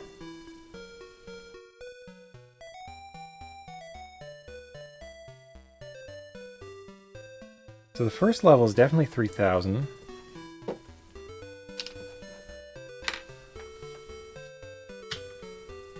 I didn't get any CST.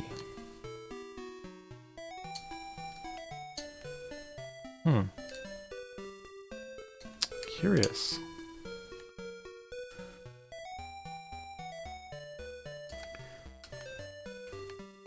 Okay, so I don't want to fall in there just yet.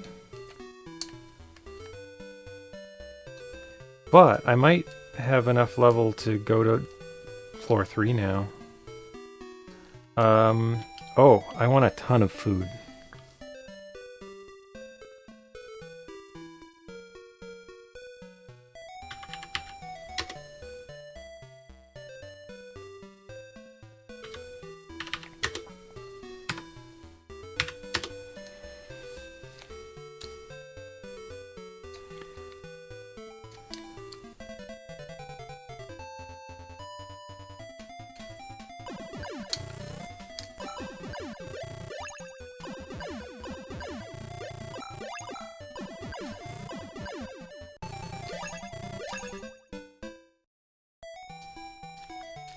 So maybe the blue one is just marking whichever one is lower of your two experiences. I've been confused about that. Like, why is it blue? Where am I? I don't remember this area.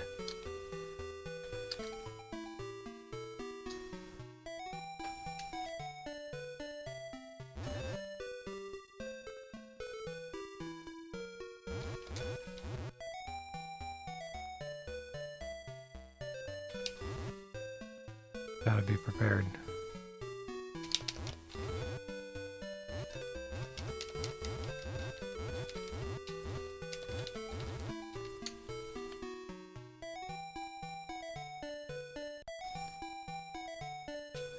Actually, you know what?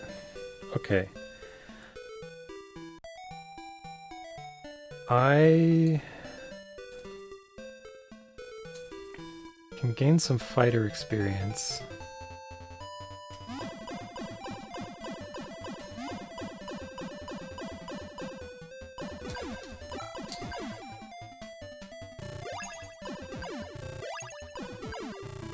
Let's see, they're 10 experience each.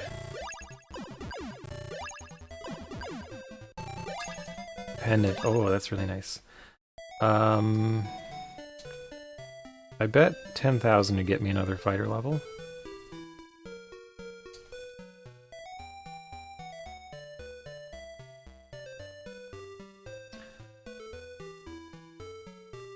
So I only need 130 more.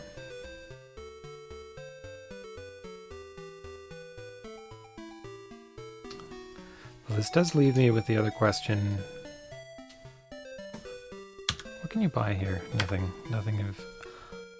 Wait, hang on. What do I have to...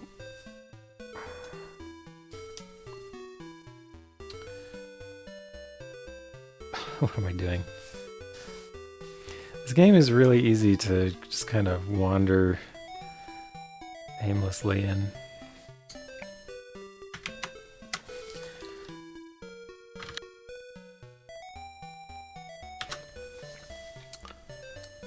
Check this out. This is open now. So that's a door to level 3. Oh, wow. Wow, what is that? It's a lizard man! Oh, this is wonderful. Okay. So I've unlocked, like, something cool in level 3 there. But I have to come to level 1 to get to it.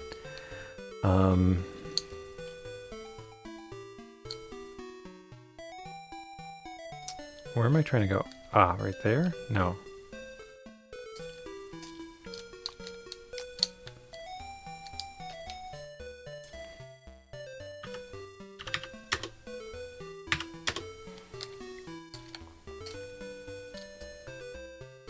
Here, I wanted to go to this tower because I left behind some goblins.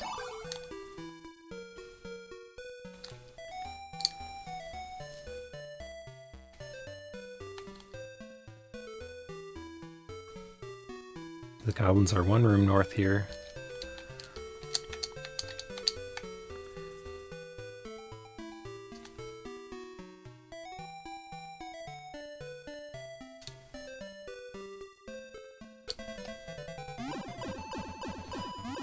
And I can just destroy them.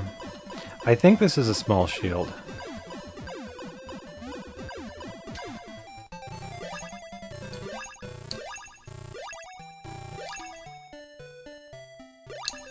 Yeah.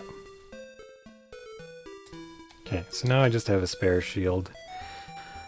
Oh, that didn't further my quest for experience either.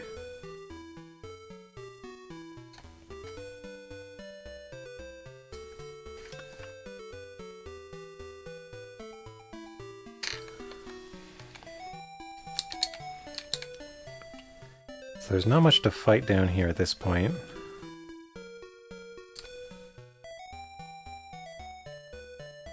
Or up here. I guess this is level 1. But, so where do I get 130 more experience? It's like 2 more battles, I guess, but... Or like 1 battle and level 2.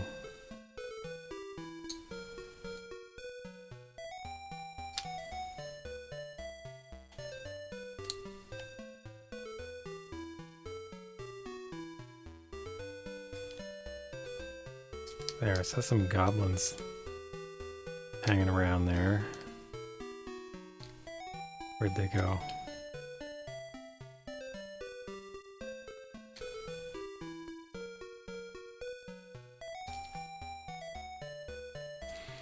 I could enter the low tower.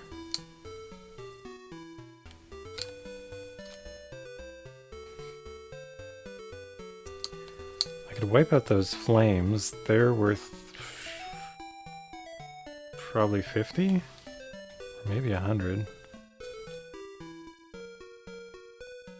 I just don't want to totally wipe them out because I use the flame as a landmark.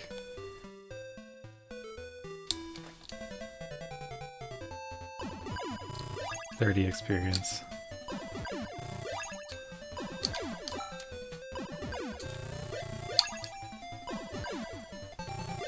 Okay, I'm now 10,000 fighter experience.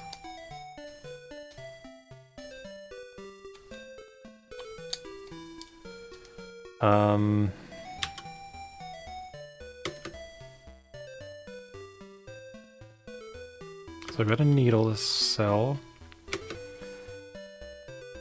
Small shield.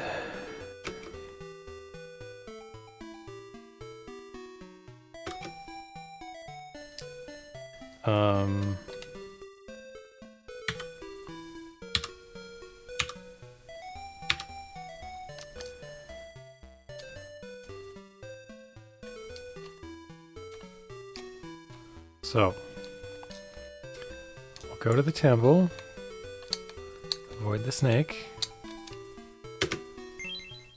Battler.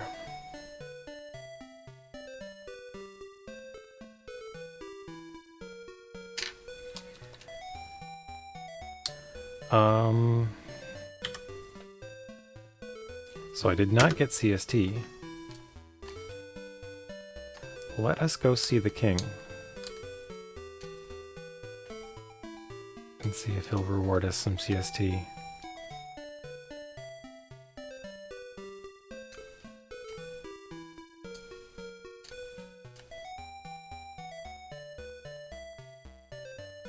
I can remember how to...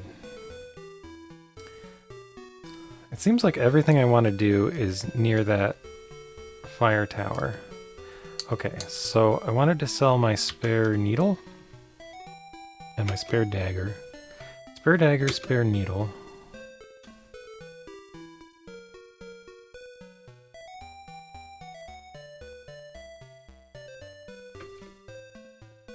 I could buy better armor.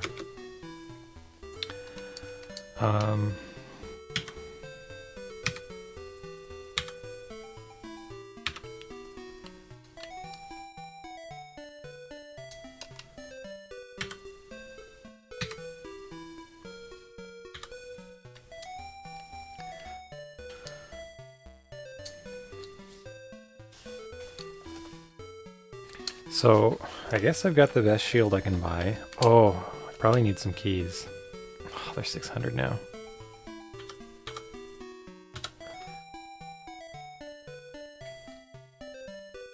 It's hard to know what's good to... what's good to buy and what's not.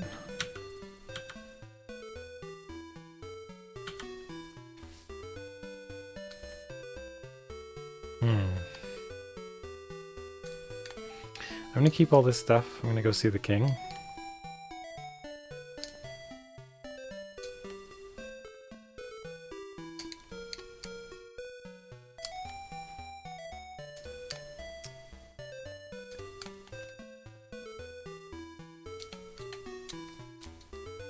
I think if I keep going right here, I'll eventually hit the shaft. No? Have to go higher to the right?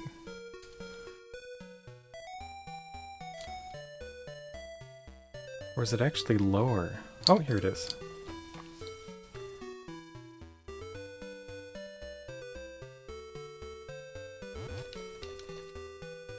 Okay. Let's go back to town.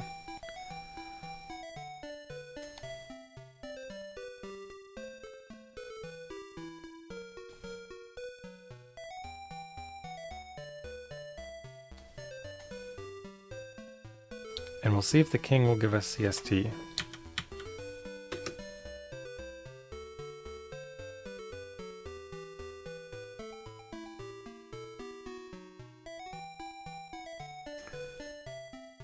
Maybe you get CST the first time you reach a certain level in either stat. So the blue stat is the one that's behind? Maybe?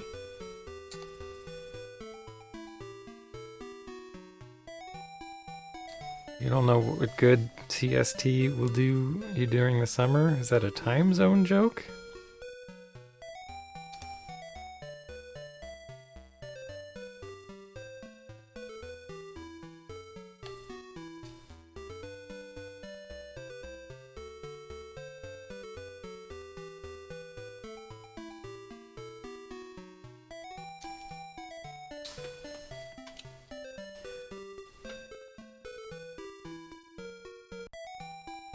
I think there is actually a part of Canada that doesn't do daylight savings time in the central area.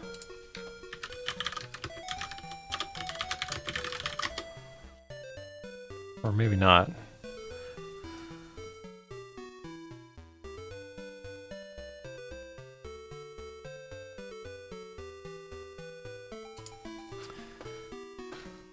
I don't know.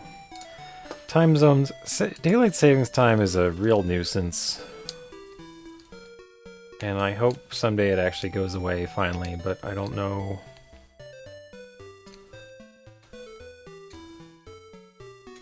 when this will ever happen.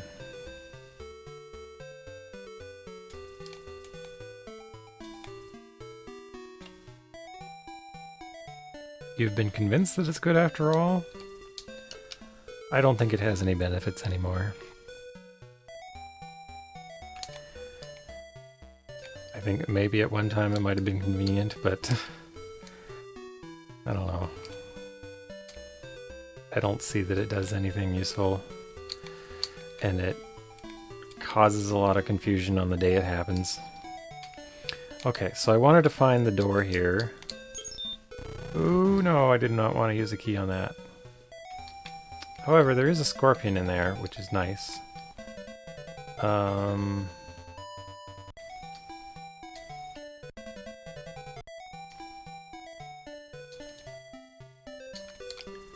Scorpions are our friends, as we learned last time. Because they will poison us. I love this game now.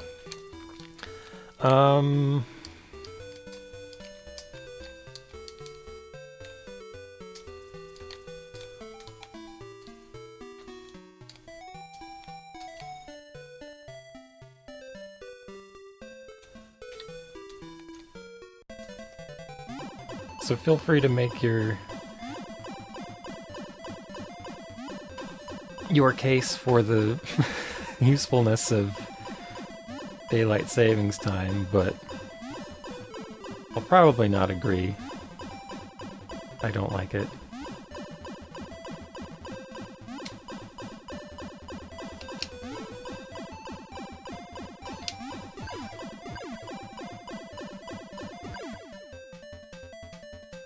So I want to fight them. I'll probably... Let's see how much damage I start taking.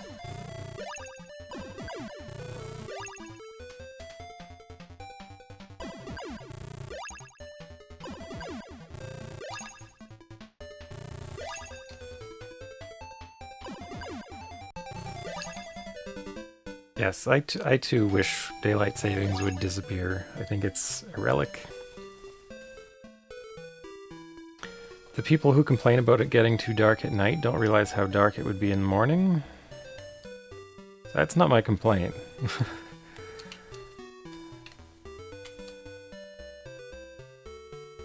There we go. There's the way out. So... Except... Wow, why did you put butterflies in here, game? Don't be so mean.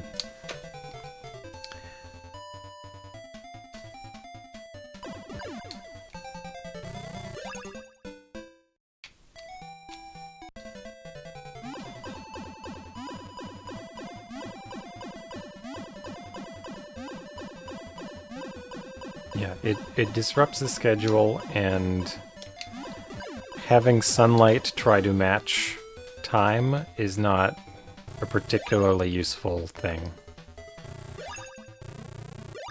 in my opinion.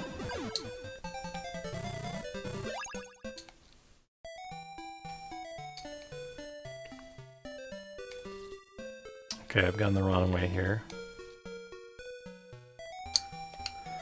Oh, here we are.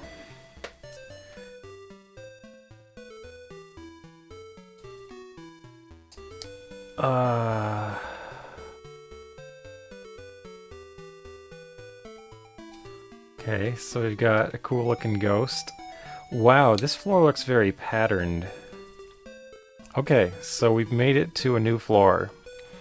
Let's hope I don't have to learn something entirely new on this floor that ends my game again, but I've got a lot of poison to fall back on floor 2.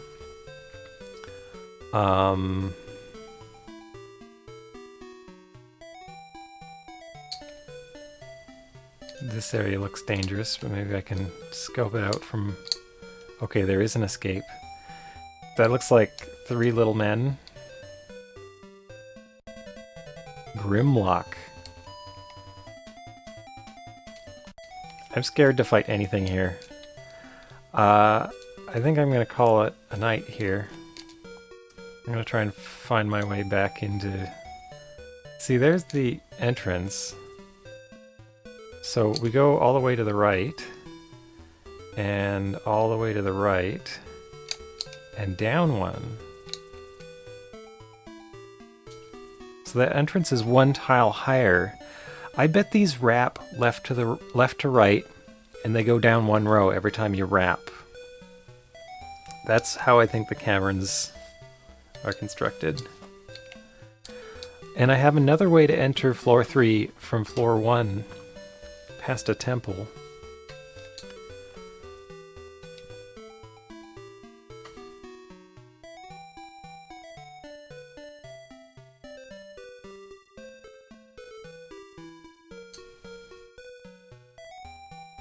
This game developer hates learning and he wants to make games for your children? I'm not sure I understand that. But anyhow, I think I'm ready to stop for tonight. This is good progress. We've reached level 3. We have a lot of stuff to fall back on level 2. I was afraid of learning? I don't know what that means. Oh, I don't want to... I'm just afraid to fight anything in case it's like super powerful. I don't want to start. I don't want to start learning about the new floor right now. I've learned enough tonight already.